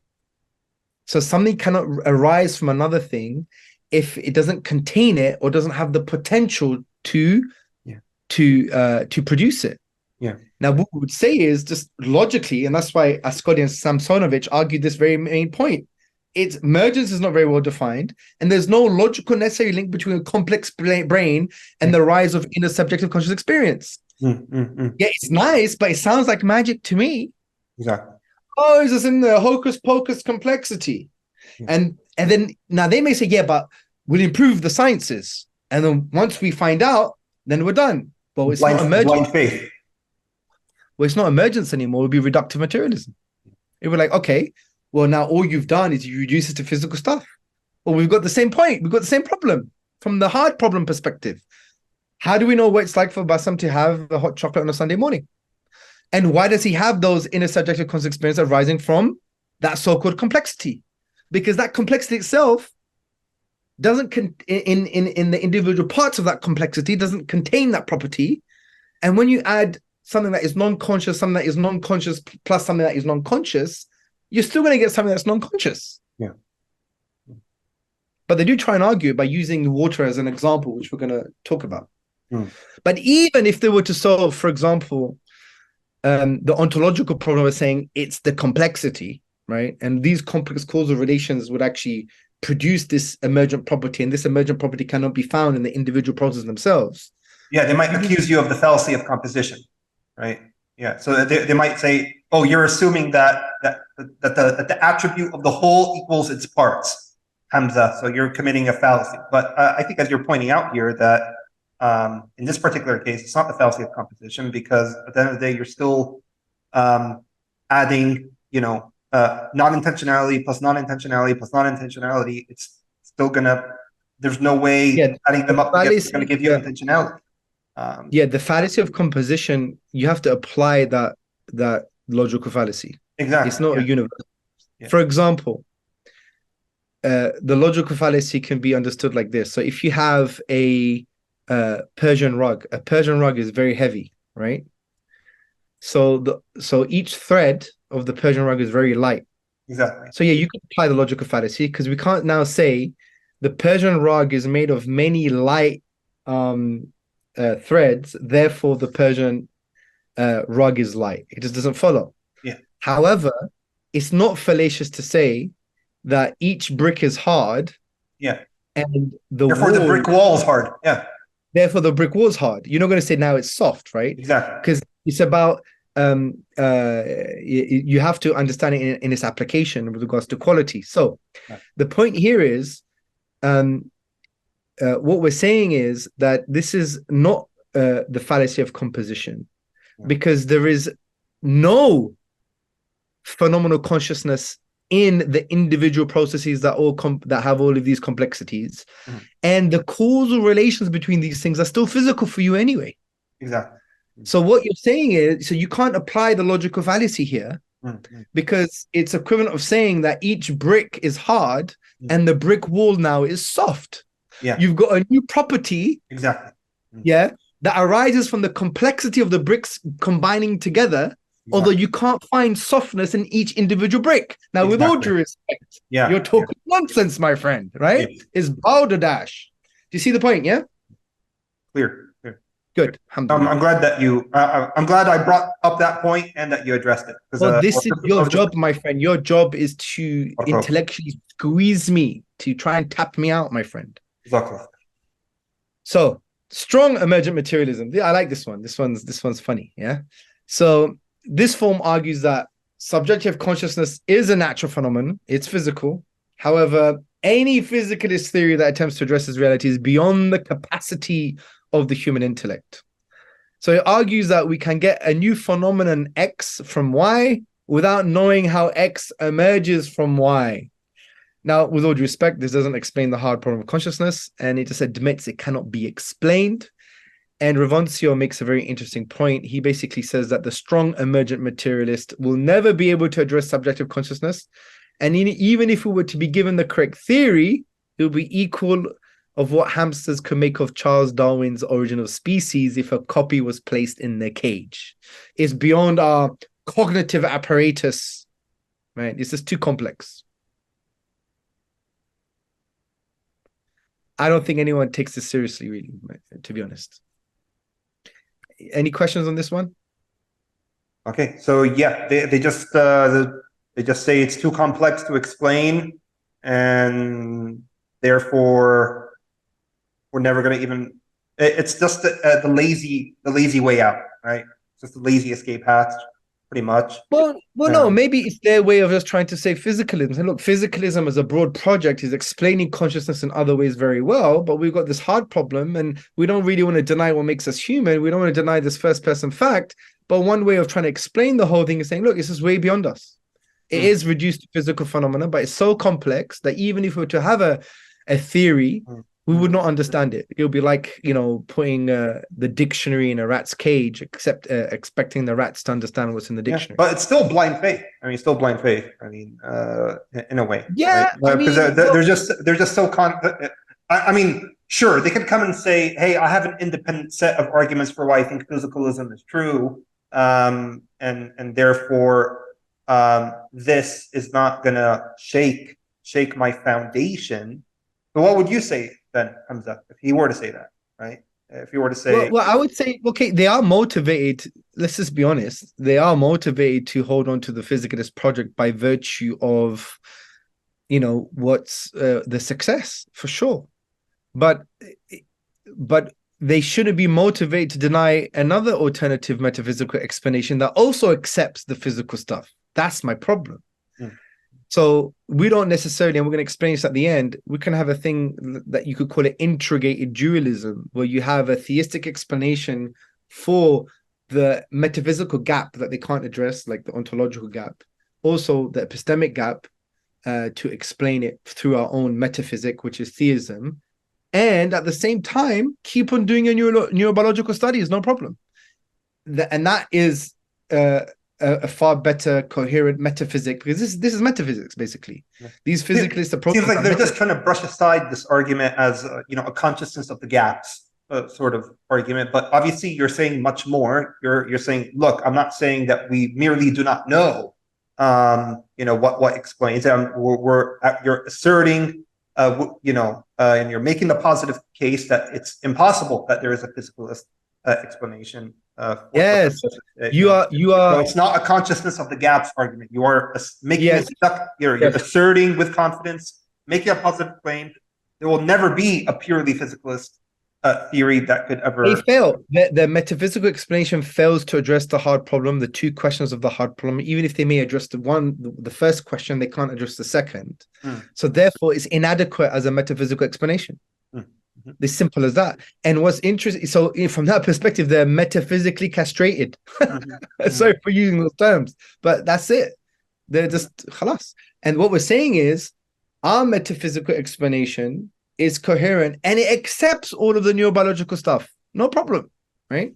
But that we could unpack that in a few moments. So they say, look, no. Emergent materialists say, look, and this is the famous H2O example. They look, we know that you can have an emergent property that cannot be found in the individual physical components or physical processes. So therefore, emergent materialism is coherent. And they use water as an example. So the H2O example, you have 2 parts hydrogen, 1 part oxygen, and it's water. It's this shiny, transparent liquid. But the properties of shiny and transparent cannot be found in the individual processes or the individual components like oxygen and hydrogen. But yet you have this property that emerges as a result of this complexity. Now, one would argue, is there a complexity here? But that's a different question. But for argument's sake, let's say there is a complexity going on. There are 2 parts hydrogen, 1 part oxygen, and they physically relate and combine and connect in some way. And you have this emergent property called water. Well, that is water, but the property is shiny liquid. And you can't find shiny liquid in the individual components here or the individual parts. Is that clear? Clear. So that's their way of saying, look, emergent materialism makes sense. However, Raymond Tallis, he's actually an atheist. He's a humanist. He wrote the book, subhanAllah, it's in the notes. It's called, I think he mentions ape in it. What does he say? What is the reference? It's a really good book. I forgot what it's called now. I don't have to go all the way to the what do you call it? Bibliography. Yeah, no, there's no point. I could show at the end, but the name is really good, but I forgot the name. Okay. Is it what neuroscience cannot tell us about ourselves, or aping mankind? Aping mankind. That's a beautiful title. Yeah. Neuromania, Darwinitis. Yes. And the misrepresentation of humanity. Perfect. Thank you. So he basically says, and let's unpack what he says. Let's read it first. He says, and he's challenging the emergent materialist, right? Because for him, I think because he's a humanist, humanism, generally speaking, is a little bit different from like kind of this hard atheism, yeah, or this kind of this approach to the human that just reduces them to physical stuff. Because there's something special about human beings, yeah, and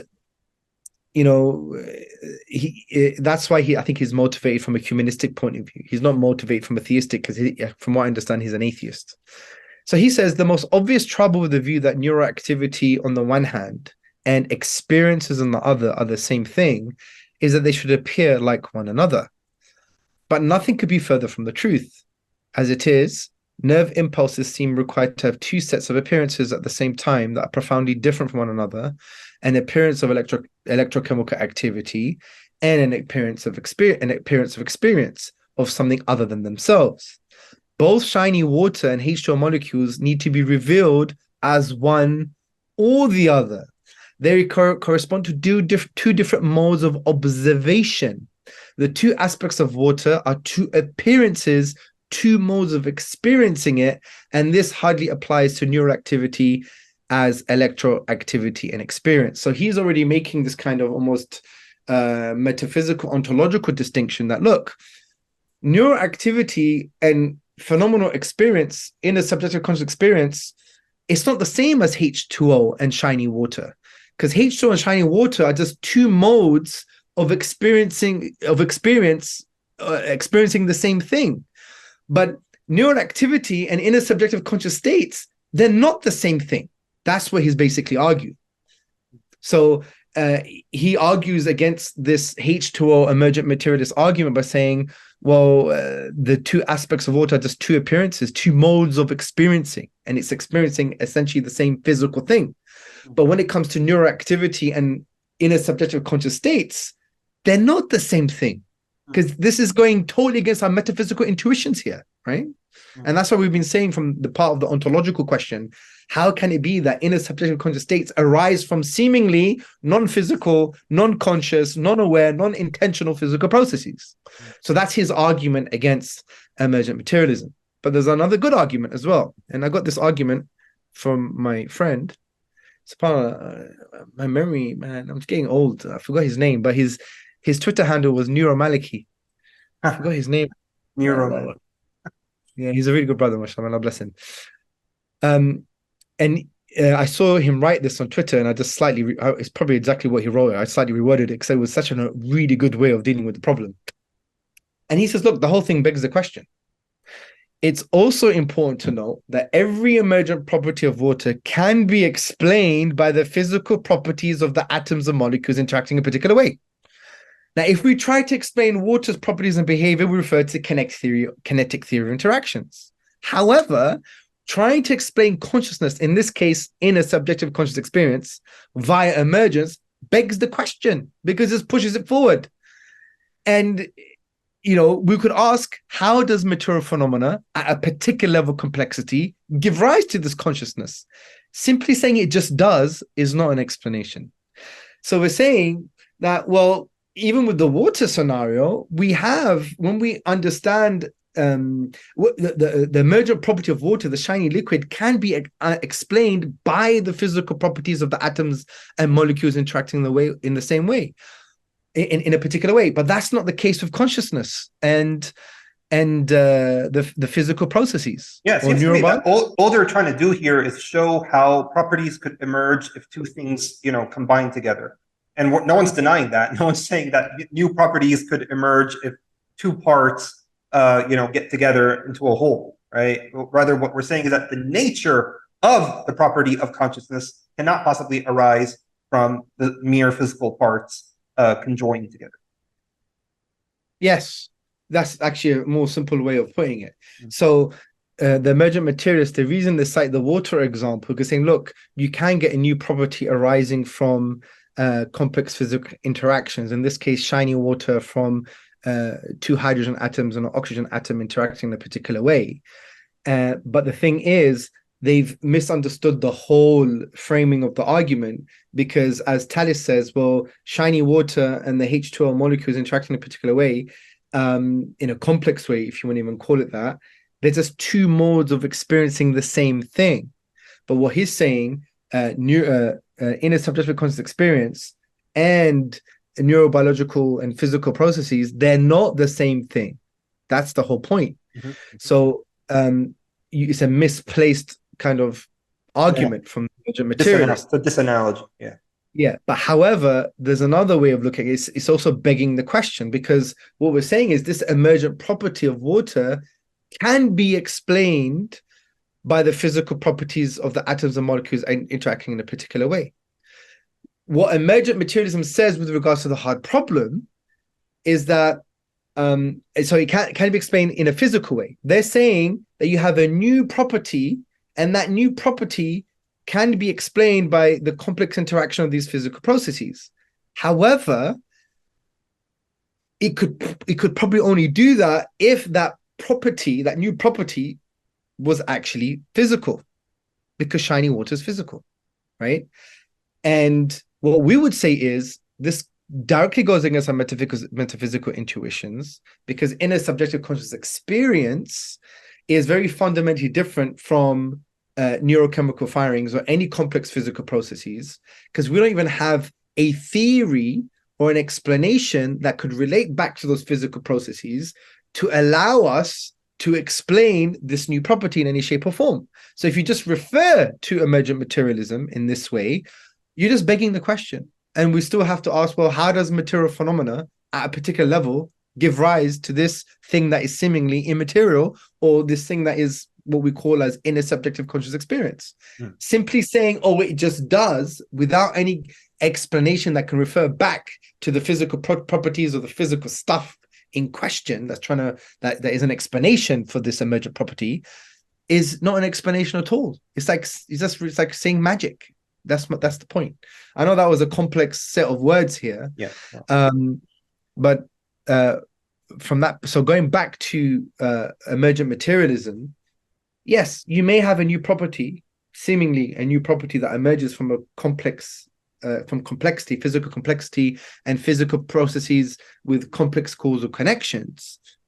Fine, you may have that, but that is not an explanation for the hard problem of consciousness, because again, you'd have to refer to reductive materialism, because that means once we know, because the emergent materialist says, well, when we know about this complexity and we know about this science, then we'll get an explanation. Okay, but then all you're doing is referring back to, you're just assuming reductive materialism to be true, which doesn't answer any of the questions of the hard problem. Because if we were to know everything about the physical brain, it doesn't follow I know what it's like for Bassam to have a hot chocolate on a Sunday. And it doesn't explain how that inner subjective conscious state arises from seemingly non-conscious physical processes. I think that's probably the best way of putting it. Right. Make sense? Right. Good. Let's move on. Right. And this opens the door to now artificial intelligence. Can artificial intelligence be fully conscious? Is artificial intelligence an example of emergence? Now, all we're doing really, we're just expanding on what we've just said with regards to the water, but in a little bit more of a complicated way. And I think it's important because AI, in 5 years, lots of people are losing their jobs. I'm not saying there'll be a financial crisis and people are going to be poor, because human beings have always adapted when a technology comes and new jobs have emerged. But I'm saying if you're a coder, get another job, become a business analyst or something, because that might still be needed. Yeah. But with regards to coding, I don't think maybe 3 years, it's game over. Yeah. Sorry to say, as Mohammed Hijab says. He says that a lot. Sorry to say. Sorry to say. Right. So AI, a case for emergent materialism. So let's remember, the emergent materialists may argue that our ability to have inner subjective conscious experience can be explained once we understand the complex physical processes that underpin such phenomena. Yeah. And they may respond to the hard problem by rendering it analogous to the ability of computer programs to have rational insights, which they may argue is a feature of consciousness. Computer programs can think, they're more smarter than humans. Look at Chat GPT, what's it called? Yeah. It's just like, whoa, it can give you a 10-line piece of poetry with rhetorical devices in seconds. Yeah. What about playing a very advanced computer program, playing chess with a very advanced computer program? It's all game over now. It's very intelligent, right? So they would say, look, this is an example of where we're going. This is an example, and computers are fundamentally based on physical things. And once we, understand these physical processes better, we improve on them, and we're able to have the emergent property of consciousness, right? Just like now, computer programs have rational insights, if you like, or they have, this type of intelligence, then, which is a feature of consciousness, then it follows the more we develop in our technology, the more we develop in AI, the more we develop in this science, we're gonna have the AI machines are going to be fully conscious. And if they could be fully conscious, then it explains that, physical stuff is all you need. You don't need a God, right? So before we get into this story, we have to first start to define AI, right? Let's start building the picture about AI, deep learning, and neural networks and stuff like this. So John McCarthy, Stanford University, he says, it is the science of engineering. It's the science and engineering of making intelligent machines, especially intelligent computer programs. It is related to the similar task of using computers to understand human intelligence. But AI does not have to confine itself to methods that are biologically observable. So for John McCarthy, It's a science and engineering of making intelligent machines, particularly intelligent computer programs. So what does IBM Cloud Education say? Basically, they say in its simplest form, artificial intelligence is a field or domain of knowledge, if you like, which combines computer science and robust data sets to enable problem solving. It encompasses subfields of machine learning and deep learning, which are frequently mentioned in conjunction with artificial intelligence. These disciplines are comprised of AI algorithms which seek to create expert systems which make predictions or classifications based on input data. So you have data, you can have data sets, and you have an algorithm that tries to make sense of the data sets, right?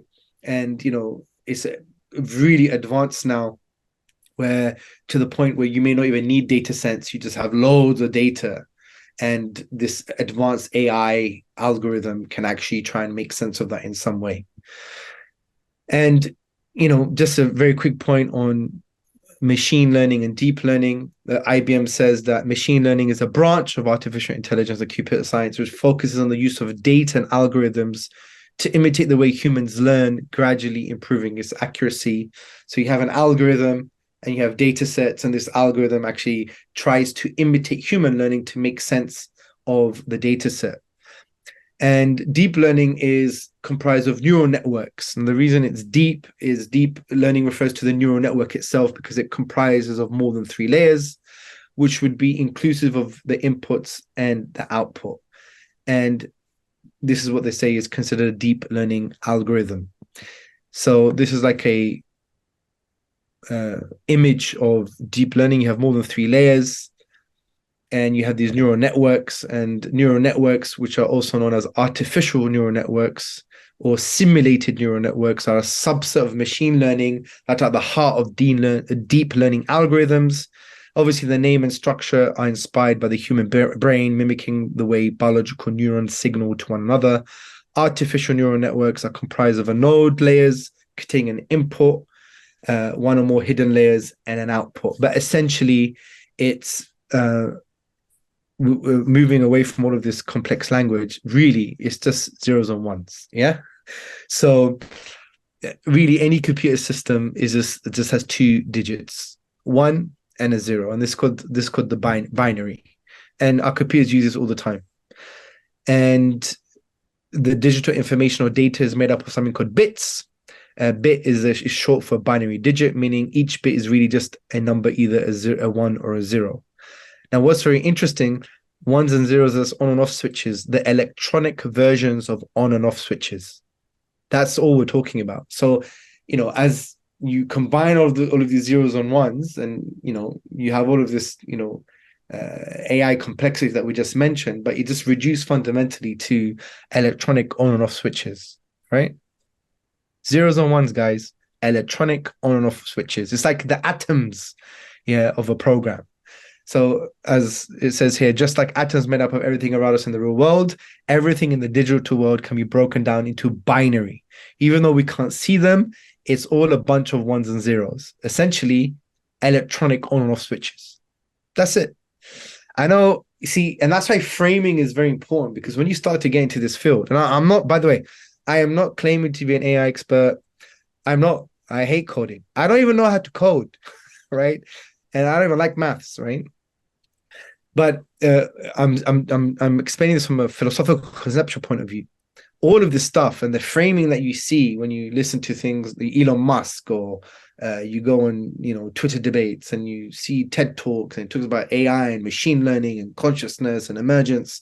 Fundamentally, with all due respect, all of that is just reduced to zeros and ones, which are electronic on and off switches. All right. So yeah, you'll have an algorithm with data sets. Some of those data sets relate to each other. We have more complex, you have a very advanced algorithm that you may not even need data sets that relate to each other. It's just all data that's unrelated, and it will make sense of it. Then you have that deep learning and so on and so forth, and it gets very fascinating and complicated for sure. But at the end of the day, you reduce all of that to electronic on and off switches, right? So when we're talking about can AI become conscious, we have to make a distinction, like Professor John Searle makes a distinction. between strong AI and weak AI. So strong AI is basically artificial intelligent machines or computer programs are going to be fully conscious, meaning they have a stream of consciousness, they have inner subjective conscious experience, they can attach meaning to symbols, they can do advanced thinking, rational insights, and so on and so forth. Okay. As John Searle says, the properly programmed computer really is a mind, in the sense that computers, given the right programs, can literally said to understand, be literally said to have to understand and have cognitive states. Yeah. So computer programs really have understanding, and they have cognition like a human mind. They have awareness and subjective conscious experience. Now, weak AI is, well, computers are never going to have consciousness from the point of view that they could attach meaning to symbols, from the point of view that they have inner subjective conscious states, from the point of view that have fundamental consciousness. All they do is they simulate cognition, they simulate thought and understanding. I'm of the view, and hopefully when we deal with this part of the presentation, that computer programs and AI machines would always be weak AI.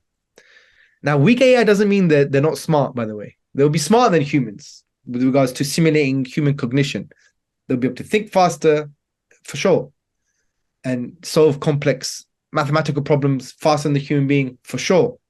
But they won't be strong from the point of view that they would literally be like a mind with inner subjective conscious states, with the ability to attach meaning to symbols, and so on and so forth. So that distinction needs to be made.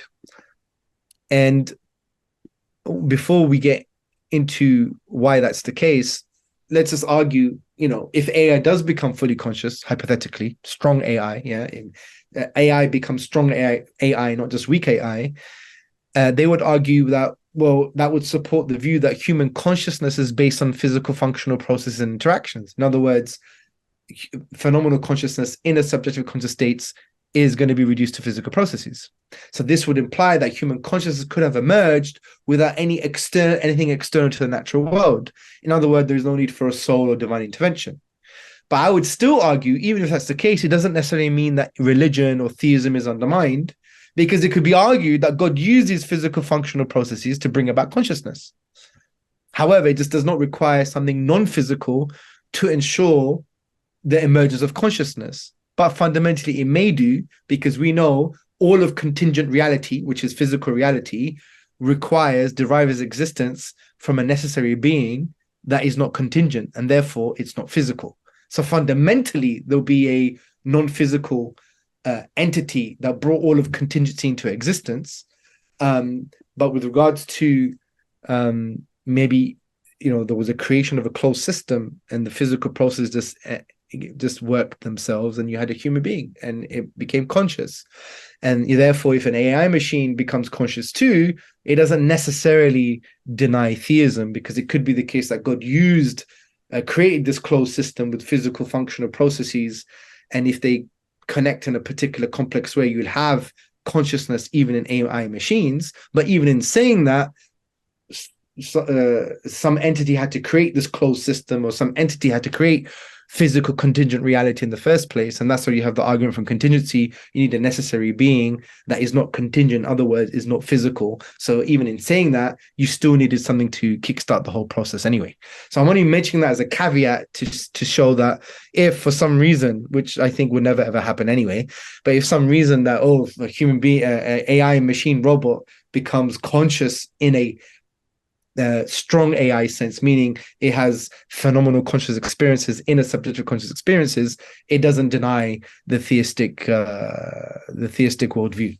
Yeah, because we would just insist that that if strong AI does materialize, we will insist that someone with a consciousness could have only made that possible, right? And obviously, human beings are creating these AI devices. And they have absolutely. It's a protraction of our own consciousness. Exactly. So the only thing that would mean is that it is so it is possible for someone with consciousness to create another entity with consciousness through physicalistic means. That's the only thing that it would mean. That would be the extent to what it entails. Yeah, exactly. And like as you just said right now, we would say that if anything, this just reinforces the fact that a being with a consciousness, is the origin or the originating cause of all of us who have consciousness. Now that would challenge Islamic jurisprudence. Like, could you marry an AI machine? By the way, I have a prediction, right? Mark this down. Today is what, the 20th of July, 2023. So my dad's birthday tomorrow, right? 20th July. Or was he born on the 22nd? Anyway. Got this on tape. Make sure he doesn't watch it. So, in 5 to 10 years' time, if you still have, the dominant secular worldview, neoliberal worldview, this transhumanism and postmodernism, infecting our ideological and social space, you're going to have human beings marrying robots. All right? 5 to 10 years. And you'll have this kind of secular liberal imam doing a nikah between a human being and a robot. All right, you think it's a joke?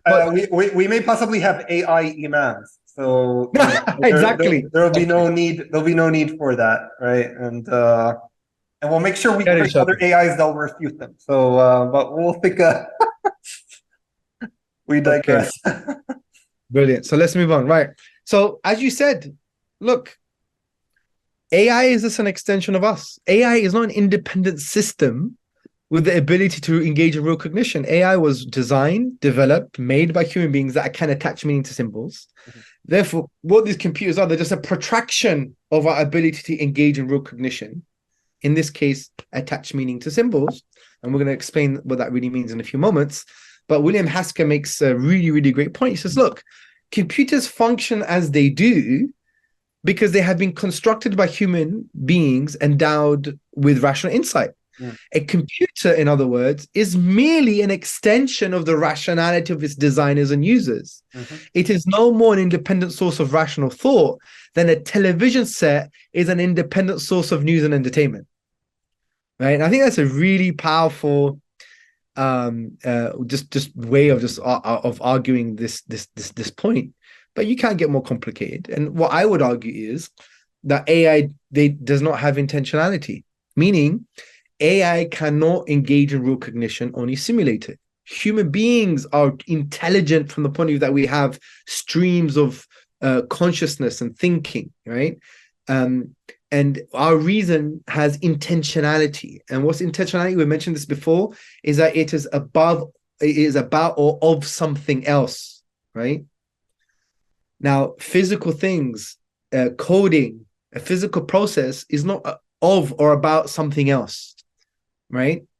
And this sense of intentionality is associated with meaning. Now, conversely, as we said, computer programs are not characterized as having meaning. What they just do is they just manipulate symbols, but they can't not really attach meaning to the symbols. So for the system, for the computer system, for the program, one would argue that the symbols that they have, these syntactical arrangements, are not of or about something. All computers can see, in inverted commas, are just the symbols they're manipulating, irrespective of what we may think the symbols are of or about. So let me expand on this, right? And this gives us the kind of, this opens the door to the distinction between syntax and semantics. And this is an argument from Professor John Searle, right? And he developed this argument in the 80s, and I think he developed it on a plane on the way to somewhere. So to understand the difference between syntax and semantics, symbols and meaning, consider language itself. So you have two sentences here. I love my family and agabo tin igoyeniamu. I love my family, which is in Greek. One's in English, one's in Greek. Now, the two sentences have the same semantics, meaning it has the same meaning. I love my family. So it refers to the semantics, to the meaning. But the syntax is different.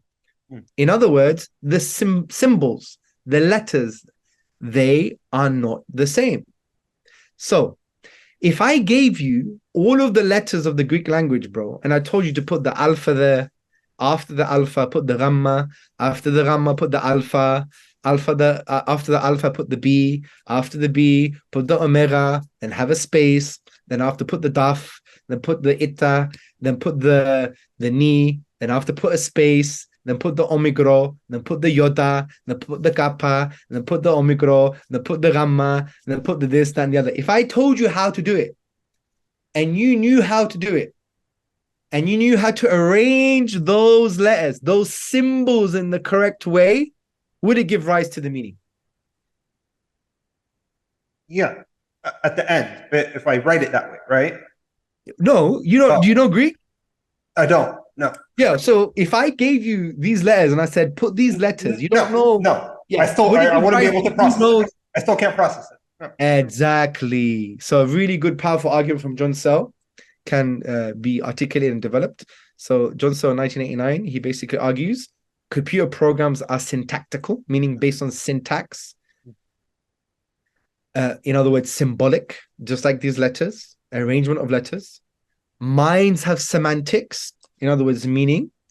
Syntax by itself, as the example that I just gave you with the Greek letters, is neither sufficient nor constitutive for semantics. Therefore, computer programs by themselves are not minds. Yeah. And he came out with one of the best thought experiments that I've heard in philosophy. Okay, it's called the Chinese room thought experiment. And I'm going to read it out to you. And yes, this is the experiment in verbatim from John Searle himself. You ready for this? Yeah. Are you ready? Right. So imagine that you are locked in a room. And in this room are several baskets full of Chinese symbols. Imagine that you, like me, do not understand a word of Chinese, but you are given a rule book in English for manipulating the Chinese symbols. Yeah. The rules specify the manipulation of symbols purely formally in terms of their syntax, not their semantics. So the rule might say, take a squiggle out of basket number 1 and put it next to a squiggle sign from basket number 2.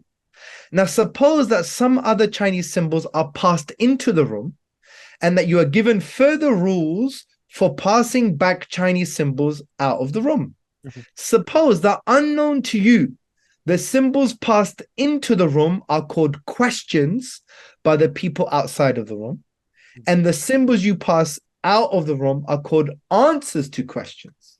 Suppose, furthermore, that the programmers are so good at designing the programs and that you are so good at manipulating the symbols that very soon your answers are indistinguishable from those of a native Chinese speaker. There you are locked in your room, shuffling your Chinese symbols and passing out Chinese symbols in response to incoming Chinese symbols. Now, the point of the story is simply this. By virtue of implementing a formal computer program from the point of view of an outside observer, you behave exactly as if you understood Chinese, but all the same, you do not understand a word of Chinese.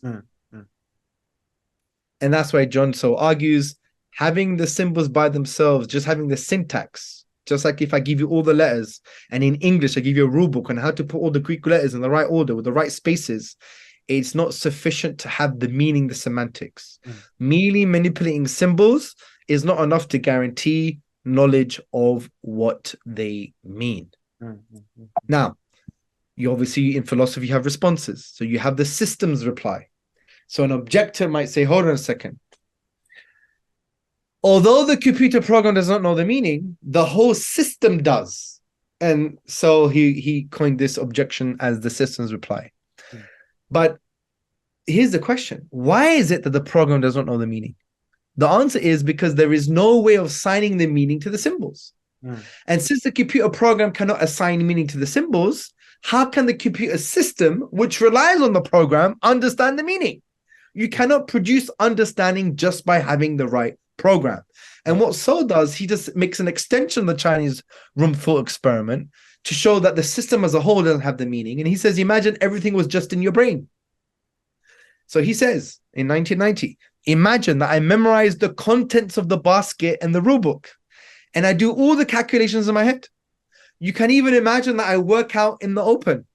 There is nothing in the system, in the brain in this case, that is not in me. And since I don't understand Chinese, Neither does the system. So the whole Chinese room could just be in your head. You could have memorized the rule book in English. You could have the baskets with all the squiggles. And someone could give you certain questions, and then you just do all the unpacking of the rule book, look at all the squiggles that's in your brain at the moment, and then produce an answer. All you're doing is still manipulating symbols. There is no way of you attaching meaning to the symbols, although the system is all in your brain. So you can't say now the system understands the meaning. There's another more complicated argument from Lawrence Colton, and he says this is like almost like a logical fallacy. He says this is the denial of the antecedent. And he says that actually Professor So commits this fallacy. And the reason he says that is because we are given no evidence that there is only one way to produce intentionality, meaning having meaning, attaching meaning to symbols.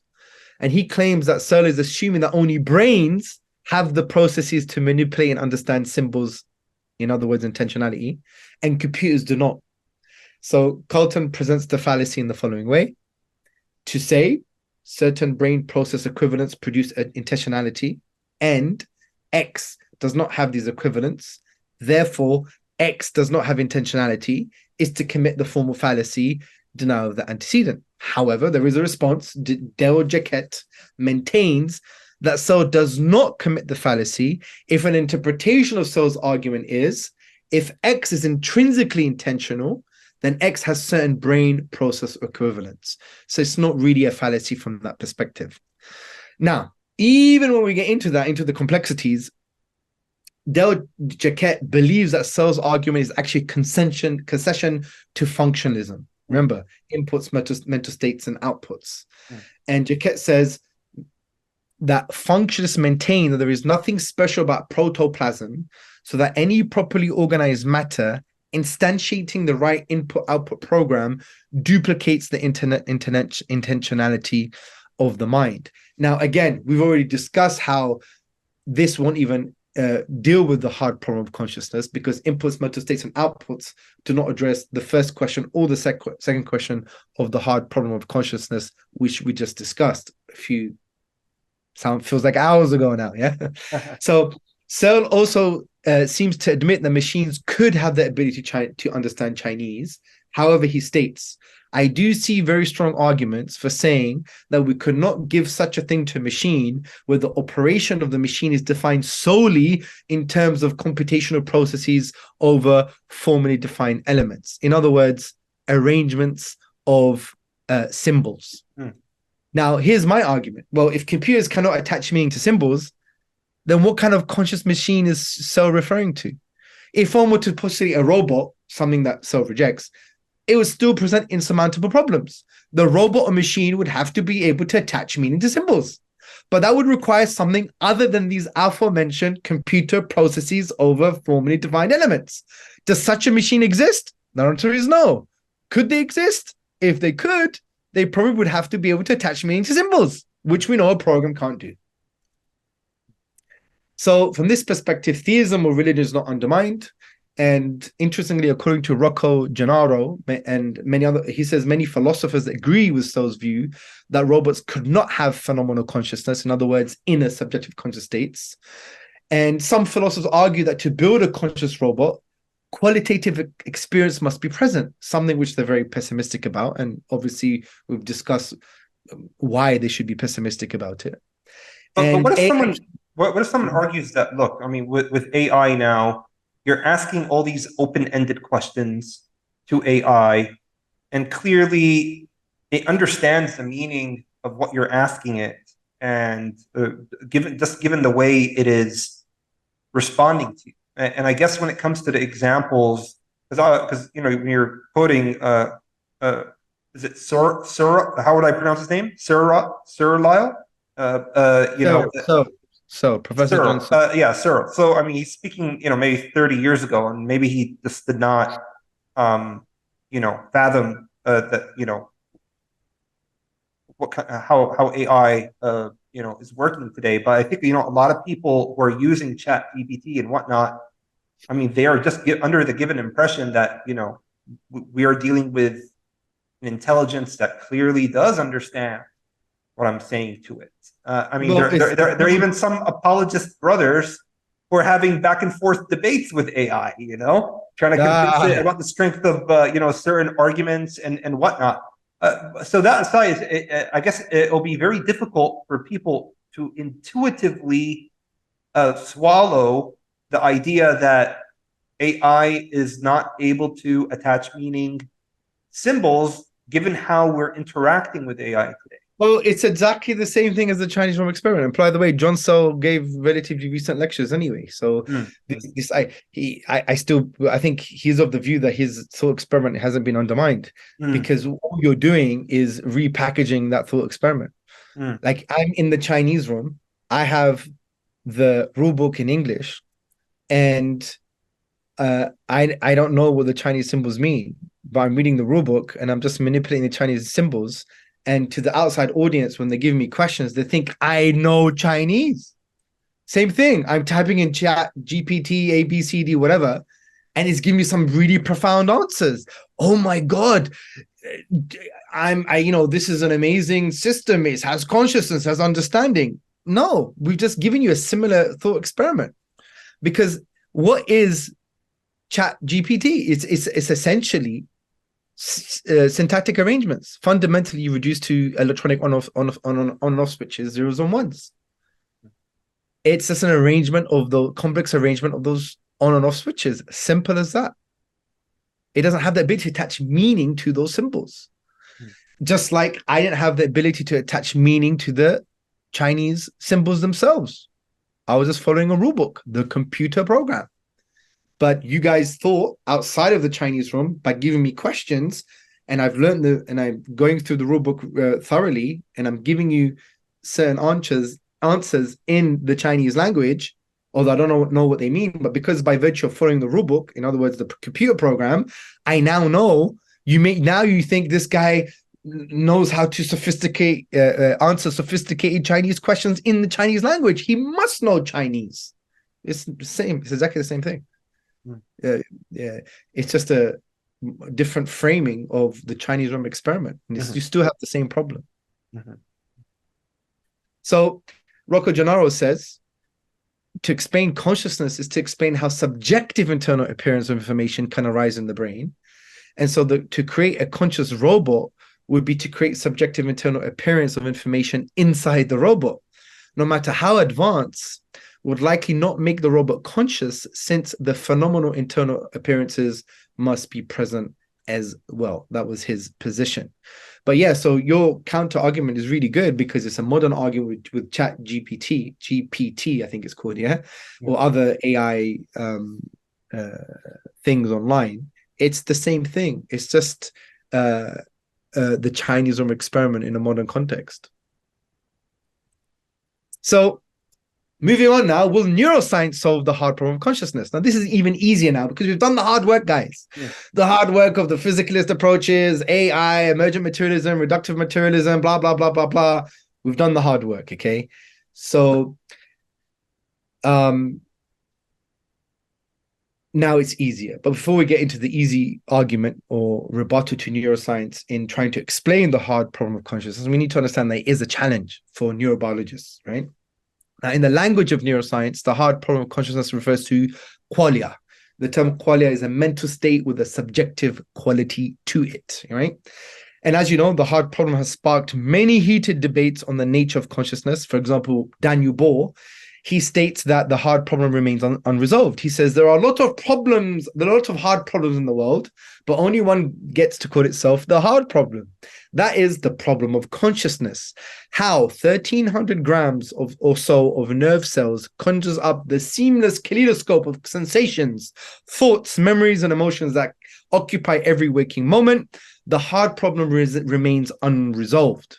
And Christoph Koch, I think that's how you pronounce his name, admits that the problem remains elusive and the subject of heated and interminable debates. Now,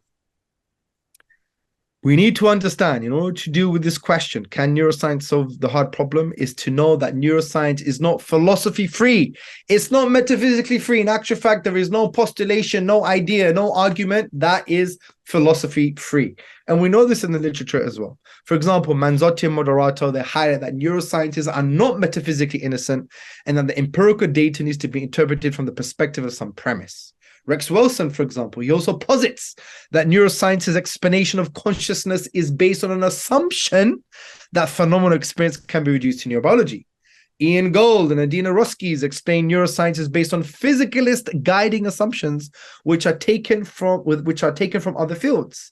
And the potential questions it raises are all on the table and all have philosophical implications. In other words, neuroscience is not metaphysically free. It's not philosophically free, and it has physicalist assumptions. Which ones?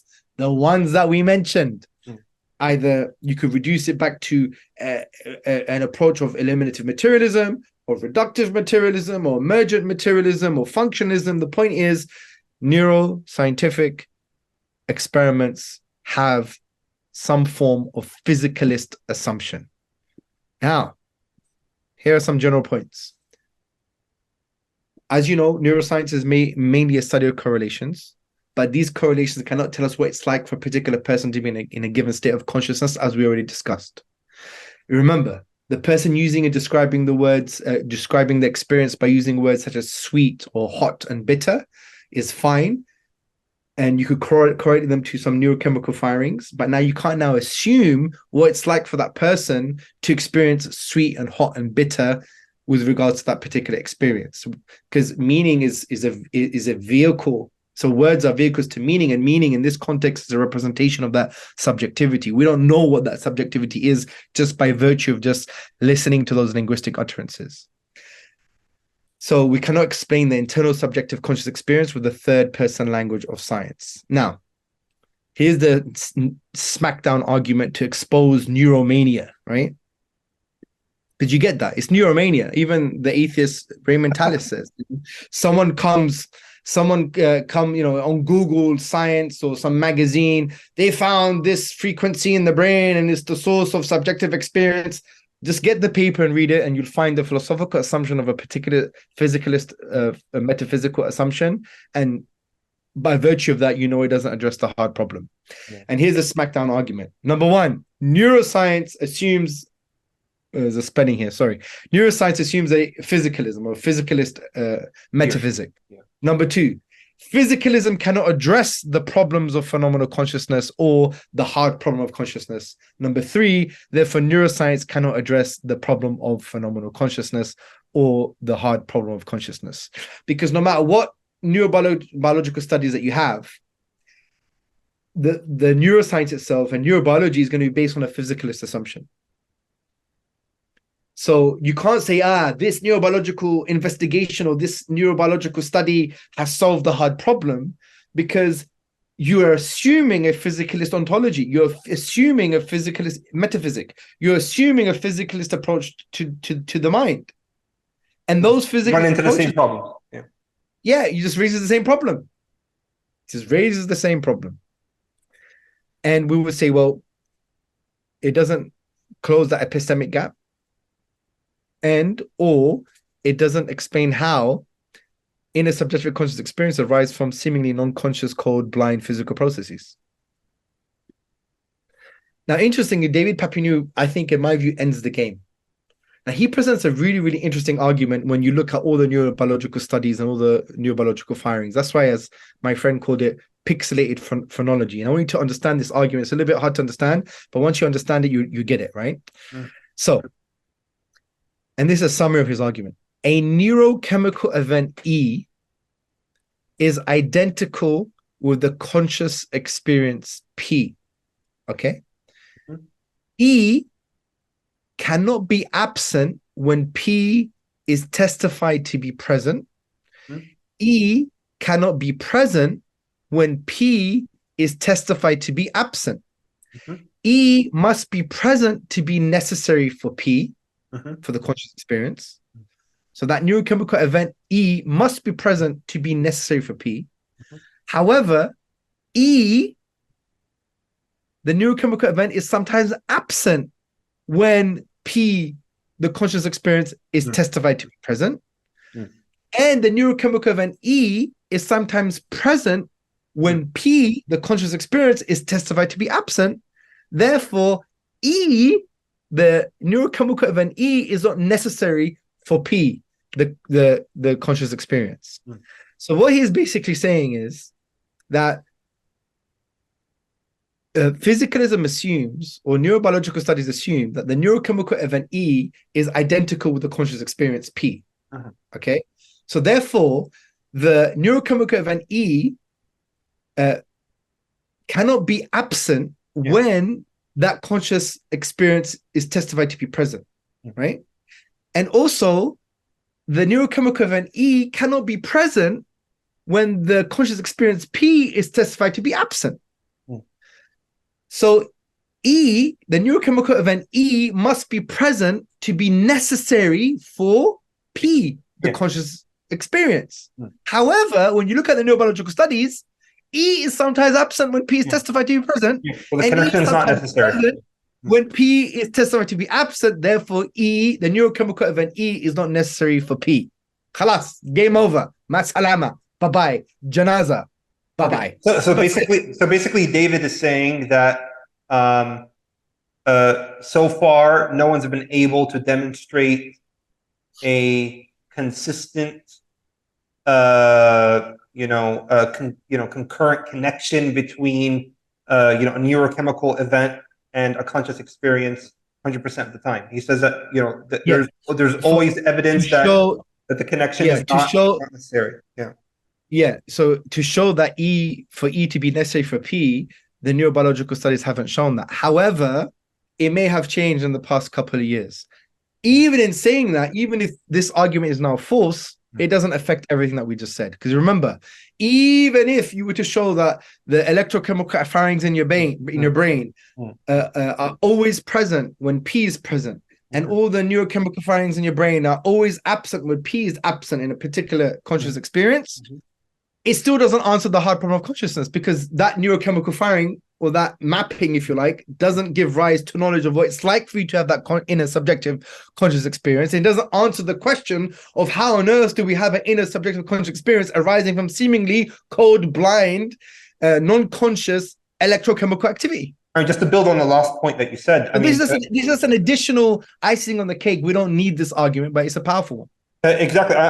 But at the same time, just to build on the last point that you said, that perhaps in this case, there may be a conflation between correlation and causation, whereby, okay, we may grant that, for the sake of argument, that a certain neurochemical event E is always present when a certain conscious experience P takes place.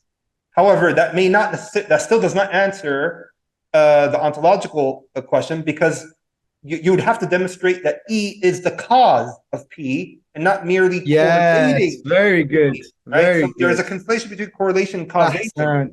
So even if it is always identical with it, that still really doesn't answer the ontological question. Jazakallah. And it doesn't even answer the epistemic question either, because even if you were to know the neurochemical firings, it doesn't give us an answer to what it's like for you to have that particular conscious experience. So both questions of the hard problem not even answered, but this was an interesting additional argument as well, just to show that neuroscience is really pixelated phenomenology when it comes to the hard problem of consciousness. Now, many people, they follow Andrew Huberman. He does some amazing stuff concerning neuroscience. That's all fantastic stuff. Neuroscience has a very important role, and we respect the science. We love the science. Yeah, we're not anti-scientific. Yes, that's the point we're trying to make. We're not. We're just saying it can't address these metaphysical questions. We recognize its limits. Yes, we can't address this epistemic question or this ontological question. That is basically the two key questions from the hard problem of consciousness. So, finally, we're here now. Why does theism best explain the hard problem of consciousness? Well, remember what the hard problem of consciousness basically says. It's arguing about, it's raising the question of what is the nature of subjective conscious experience? What is it like for a particular organism? What is it like for me to have a hot chocolate on a Sunday morning with my favorite slippers? And that's an epistemic question. And the other question it raises is, well, why and how does this inner subjective conscious experience of me having a hot chocolate on a Sunday morning with my favorite siblings, how does that arise from seemingly cold, non-conscious, non-intentional, blind physical processes or neurobiological processes? Which really, another question to that is, what is the ultimate source of these experiences? So given the fact that the physicalist approaches to the mind, and obviously by extension neuroscience, cannot really address the hard problem of consciousness, then I would argue that theism is a better metaphysical explanation. Because look at what many atheists would argue. I'm not saying all of them, but many. For example, philosophical naturalists, metaphysical naturalists, or physicalists. They say everything can be explained physically in some way, and it denies the non-physical and it accepts the physical. And that itself has basically rendered neurobiological studies, rendered even the empirical studies, theories, rendered the metaphysical approaches to the mind, the physicalist metaphysical approaches that we just discussed, it renders them inadequate in trying to solve the hard problem of consciousness. But if you have a metaphysic of theism, which we believe there is a physical and a non-physical dimension, and that we accept the physical and the non-physical, then this now starts to open the door for us to have a greater metaphysic that explains reality. For example, we would argue that it explains the nature of subjective conscious experience. As the Christian professor J.P. Mollard, he argues, our knowledge of the natural world will give us positive reasons for not believing that irreducible consciousness would appear in it, e.g., the geometrical rearrangement of inert physical entities into different spatial structures hardly seems sufficient to explain the appearance of consciousness. And since theism accepts the non-physical, then it basically gives us the metaphysical scope to explain the nature of conscious experience. Because if we're forcing it always to reduce it somehow, explain it somehow in a physicalist way, we end up not answering the question. We end up giving answers that are counterintuitive and don't even satisfy our intellectual thirst. It doesn't quench our intellectual thirst because it can't answer the two main questions from the hard problem of consciousness, because they have that metaphysical restriction. Theism doesn't. It also explains the sources of these experiences, right? Now, if physical processes in consciousness or inner subjective conscious states are distinct in some way, it follows that consciousness could not have emerged from them. So we need a more coherent explanation for the existence of subjective conscious experience. And we would say is that God, Allah, created consciousness. And given the fact that physical processes are blind, cold, so there's a spelling mistake here again, physical processes are blind, cold, and random, or blind, cold, or non-conscious. They're not characterized with any intentionality. They're not aware of themselves, aware of anything about outside of themselves. Given the fact that this is the nature of physical processes, and given the fact that consciousness in our context, inner subjective conscious experiences are characterized by meaning, intentionality, awareness, subjectivity, then physical processes cannot give rise to consciousness. So what we would argue, a theistic approach answers this metaphysical question, which is, since the universe was created by an ever-living, alive, all-aware being, it follows that we're given consciousness with the capacity to be aware of our inner subjective conscious states. And we know this from the Quran, when Allah subhanahu wa ta'ala in chapter 2, verse 255, He says, Allah, there is no deity except Him, the ever-living. Also in Quran, chapter 67, verse 14, Allah says, and He is the all-subtle, the all-aware. So it makes sense that an all-aware, ever-living being created human beings with the ability to have life, the ability to be aware, the ability to be conscious. Physicalism doesn't give us that explanation at all, because physicalism or physical processes do not have those features, if you like, or those aspects. They are blind, they have no intentionality, they're not aware of they're not aware of themselves, aware of anything outside of themselves, they're not of or about something else, they're cold, they're non-conscious. So again, there's a metaphysical restriction here. They're metaphysically incapacitated, right? Physicalism. But theism doesn't have that problem. And that's why it's like magic and reality. You know, this atheistic, physicalistic approach, they just want to believe in magic. Because what they're basically saying is this: from non-conscious, cold and blind physical processes, emerge consciousness. Remember the stone. Will the stone feel the flutterings of the butterfly's wings? No. But theism is coherent, as Professor Charles Taliaferro says. But in a theistic view of consciousness, there is no parlor trick or discrete miraculous act of God behind the emergence of consciousness. Consciousness emerges from the physical cosmos through an abiding, comprehensive will of God, the irada of Allah, and we would say the qudra of Allah as well, the will and power of Allah. And there is a world of physical and non-physical objects, properties, and relations. And we would say this is more of a coherent metaphysic, is more of a coherent metaphysical explanation. A theistic explanation for the emergence of consciousness has great explanatory power than competing physicalist explanations. Now, this is an important note. We are not denying the usefulness of biological explanations to unearth neurochemical neurocorrelations. We're not denying neuroscience. We love neuroscience. Yeah. We love Andrew Huberman's work. Yeah. We love this stuff. Keep on doing it. Solve problems. Absolutely. But we would say neuroscience can be conducted just as rigorously and fruitfully in a theistic context. Now, what is being advocated is adding theism as a philosophical basis to fully explain what non-theistic explanations cannot and will never know, as we discussed, by virtue of exposing the inadequacy of the physicalist approaches to the mind. Now, in this sense, you may argue this is a form of dualism, and it has been termed as integrated dualism. And Professor Charles Taliaferro explains it really well. He says, I do not see why the brain sciences cannot continue with its study of psychophysical interaction. Moreover, one may be a dualist and treat consciousness and brain states, the person and body, as functional units without supposing there is only one kind of thing metaphysically that is in play. Mind-body, or as I prefer to call it, integrative dualism, is a thesis in metaphysics.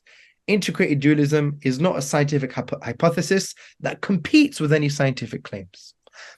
And therefore, from that perspective, we're totally intellectually justified to adopt this metaphysical explanation that's more coherent. Now, before we get into the final point, it's important to note, and be very clear about this, it's important to note that sometimes you have these cliches from the atheists or the physicalists. Oh, if you damage the brain, it's going to affect your consciousness.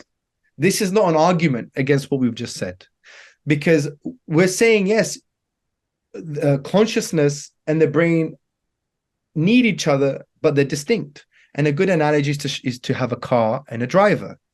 The car, if it's working and functional, which is the brain, and consciousness, which is the driver, if it's working and functional, things are normal. But if the car breaks down and the consciousness is functional, then there's no movement. And vice versa. If the car is working and the lights are on but no one's at home, and there's no consciousness, the car's not going to move either. So from that perspective, we know the driver and the car are distinct, but they need each other. But one could even argue, if you want to open this can of worms, near-death experiences, if you look at the testimonies and you look at the studies recently, it is really challenging a materialistic paradigm. Guy's dead, looking dead, eyes are closed, brain stopped or heart stopped. Clinically dead, yeah. Clinically dead, and the guy knows what's happening, few floors, conversations, colors of jumpers, this, that, and the other. This is like, whoa, okay. We're starting to understand now that, in normal functional life, it's like the brain and the driver, and they both need each other. They're both distinct because the driver can walk out of the car. That's what happens in near-death experiences, right? Especially when I'm not talking about the dreams that they have of the hereafter or meeting entities. I'm talking about out-of-body experiences, when it's connected to near-death experiences. The driver could just walk out of the car. So that when the car is damaged, the driver could walk out and go to the park and start counting how many sheep there are. Just like in the near-death experiences, when people have out-of-body experiences and they start seeing things that it was physically impossible to know, right? We have an excellent... But that is another day, another time. Yeah, we have an excellent episode on blogging theology dedicated to this. It's called Religious Experiences in a Secular Age with Professor Dale C. Allison of Princeton.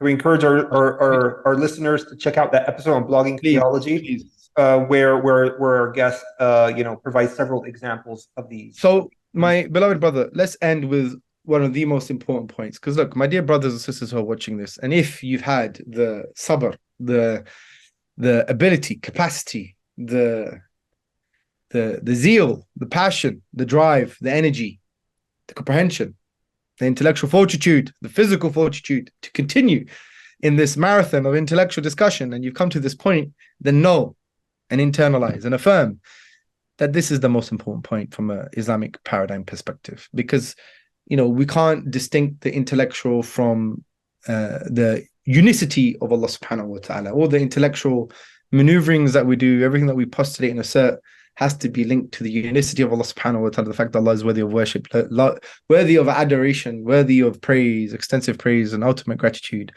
worthy of obedience, of positive fear, of submitting to Him, of being humbled before Him, and also directing and singling out all of our internal and external acts of worship to Him alone.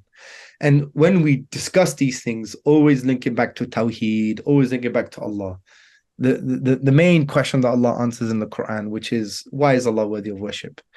And why does consciousness lead to God being worthy of worship? And this is a very simple point that I want to raise.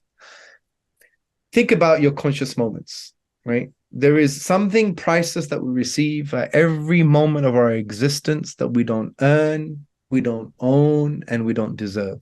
Yet it's freely given to us. And we know it's priceless because we're talking about every conscious moment. Brothers and sisters, if I said to you, you had 10 minutes left to live, you had 10 minutes left of conscious moments, but in order to have another 10 days of conscious moments, you have to give me all of your wealth. You will give me all your wealth and more. And this shows how priceless this is.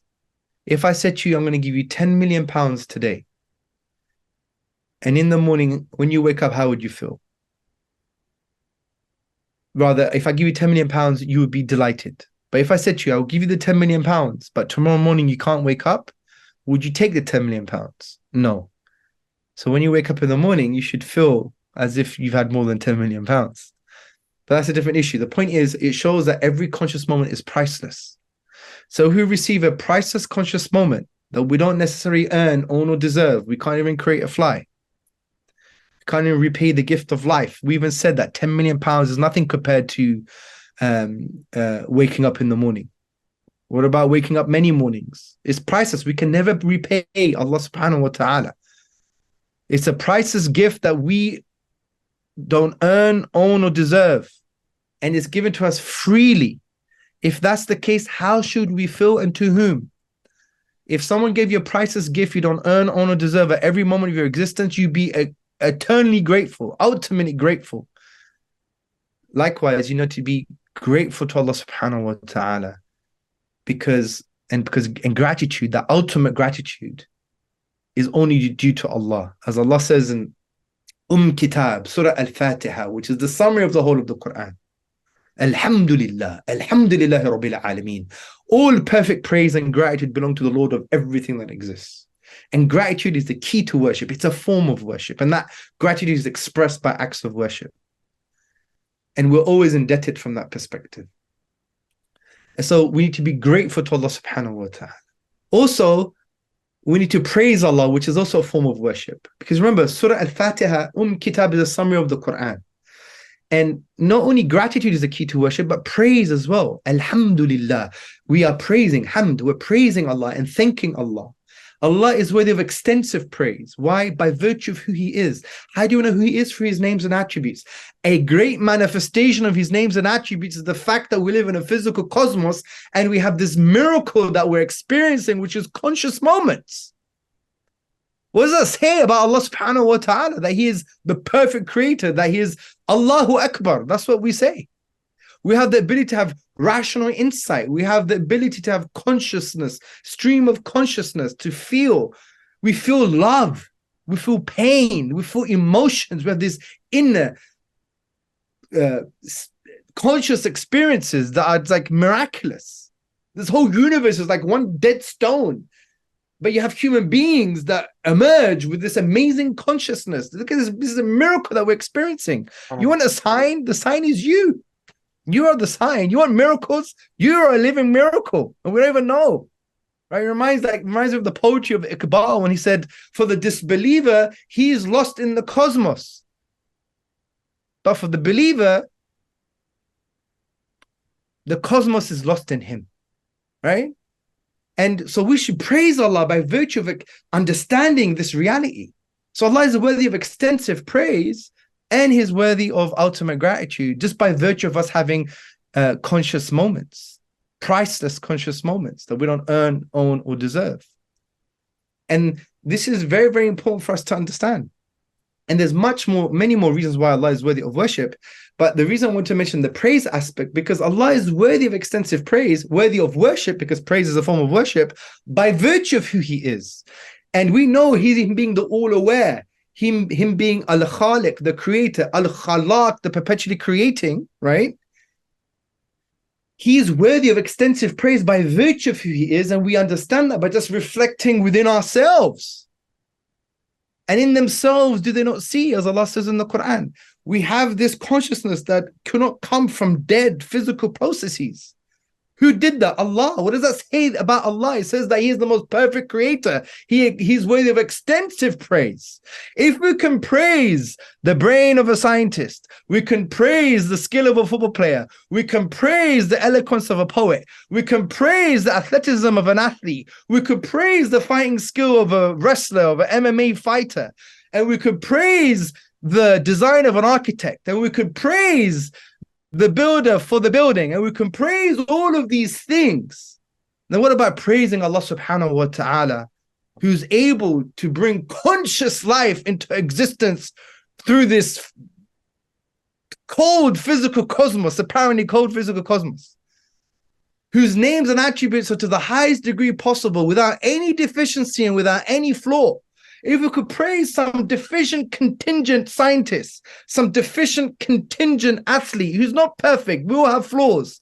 We can praise some deficient and contingent poet because of their eloquence. And we have something within us, and we're propelled and compelled to praise them by virtue of the contingent limited attributes. What about praising Allah subhanahu wa ta'ala, whose names and attributes are to the highest degree possible? Allahu Akbar. Well, this is why we worship Allah subhanahu wa ta'ala, because of who He is as well. So conscious moments can make us realize that this conscious moment that we need to worship Allah subhanahu wa ta'ala. Don't be stuck in all of these intellectualisms, you know. I have gone into academia relatively late in my life. And I do have, I don't know if axe to grind is the right word to say, because it shows I have hidden intentions, negative intentions, but I have something to say. Do not lose the bigger picture. You could be the greatest intellectual in the world and prove God's existence through the argument of consciousness, but you could go straight into Jahannam. Remember what this is all about. The whole point of the Quranic way of thinking is to get you to affirm the rububiyyah of Allah, the creative agency of Allah. In other words, His ability to create consciousness in the physical world.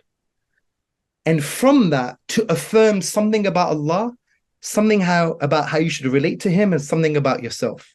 That is the Quranic strategy in the Quran. Allah already gives you the conclusions. And He's telling you to refer to reality within yourself or to the external world. And He's telling you what cycle and cognitive state you must be in. Reflect, ponder, be people of insight, use your brain, ask questions, the sa'ilin. So He's telling you to be in a psycho-cognitive spiritual state. He's already giving you the conclusions. They're already in the Quran when He refers to natural phenomena. He gives you the conclusions. And He's telling you what to refer to. Allah is trying to tell you and teach you how to think in a profound way. It's like almost a spiritual, intellectual, existential algorithm. When you say 1 plus X is equal to 2, you know that X is 1. It's the unknown. It forces you to think about what is X. Similarly, Allah already gives us conclusions about who He is, how we should relate to Him, and something about ourselves. And Allah tells us to refer to reality, the physical world, externally and internally, to try and figure that out. And He advises us to be in certain cognitive and spiritual states, the sa'ilin, yatafakkaruna, yatadabbaruna, albab, and so on and so forth. Use your brain, ponder, reflect, ask questions. And then that should force you to in a particular way of thinking. That's missing in the academic intellectual discourse. That's missing in the dawah as well, in all due respect. We need to revive a Quranic way of thinking. I was on a podcast a few weeks ago, and they said, talk to us about critical thinking. I said, no, I'm going to teach you about Quranic way of thinking. We need to revive a Quranic way of thinking. Because when it comes to these intellectual postulations about the microcosm, us, the physical human being and the spiritual human being, and the macrocosm, the universe itself, we're very great at unpacking these theo-philosophical gymnastics and intellectualisms, but we're very poor at concluding the most important thing, which is the fact that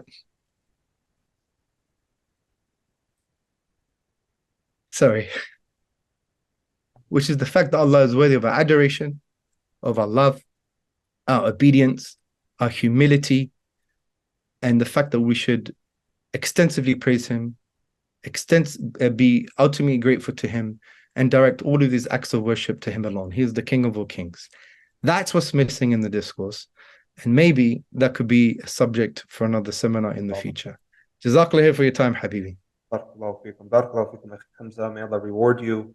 This is no doubt, original research that you've conducted here. As I've personally not seen any Muslim or even non-Muslim apologists flesh this argument out in this level of detail before for a popular audience. And through your efforts, Muslims can once again add some more artillery to their intellectual arsenal against naturalism. And I pray, inshallah, that Muslim apologists will particularly benefit from your research and utilize it in their dawah, and possibly even further develop it, because as you know very well, the skilled Muslim apologist research never really comes to an end, as we always have to keep up to date with the latest research and findings. I noticed that you had a very interesting bibliography at the end of your presentation. I was hoping that maybe perhaps there are some scholarly works that you'd recommend Muslims read if they want to start to dip their toes into the subject of the hard problem of consciousness. Perhaps maybe you might point out some favorites here. Yeah, so the best way to do it is I could PDF the slides to you guys, and you could put it as a link in the description, and they could download. A good start is Ravonsio's book on consciousness. It's called, where is he? He should be here somewhere. Yeah, it's called Consciousness, the Science of Subjectivity. That's actually a good start. That would be a good starting book, I would argue. Another good start is Chalmers' book. The particular one that I think I recommend would be The Character of Consciousness. You have Gennaro Rocco, which is consciousness. It's quite thin. It's an easy read. You have Tallis's book for sure. Raymond Tallis's book. That's a good start as well. Who else would I recommend? The other one I recommend is there are various journals and articles which are very good as well. Yeah, I think as people start reading those books that you just suggested now, they're going to see the references and start scattering out. Yeah, for sure. If they want to go further, but if someone just wanted a very preliminary introduction, and maybe not to dive in too deep, but would like to still read something, I guess those books that you recommended are yes, for sure. But as you can see, a lot of the stuff here are journals, the books on specific topics that relate to the wider topics. It's also like encyclopedia entries, so it's putting everything together. But those would be a good start. Jazakallah khair. Barakallahu feekum once again, Akhi Hamza, for this very detailed and beneficial presentation. So we're very grateful that you're able to deliver this. No, Jazakallah khair for the opportunity. May Allah bless you. Jazakallah khair. Barakallahu feekum. And with that, I'm going to part you and our listeners with the Islamic greetings of Assalamu alaikum wa rahmatullahi wa barakatuh.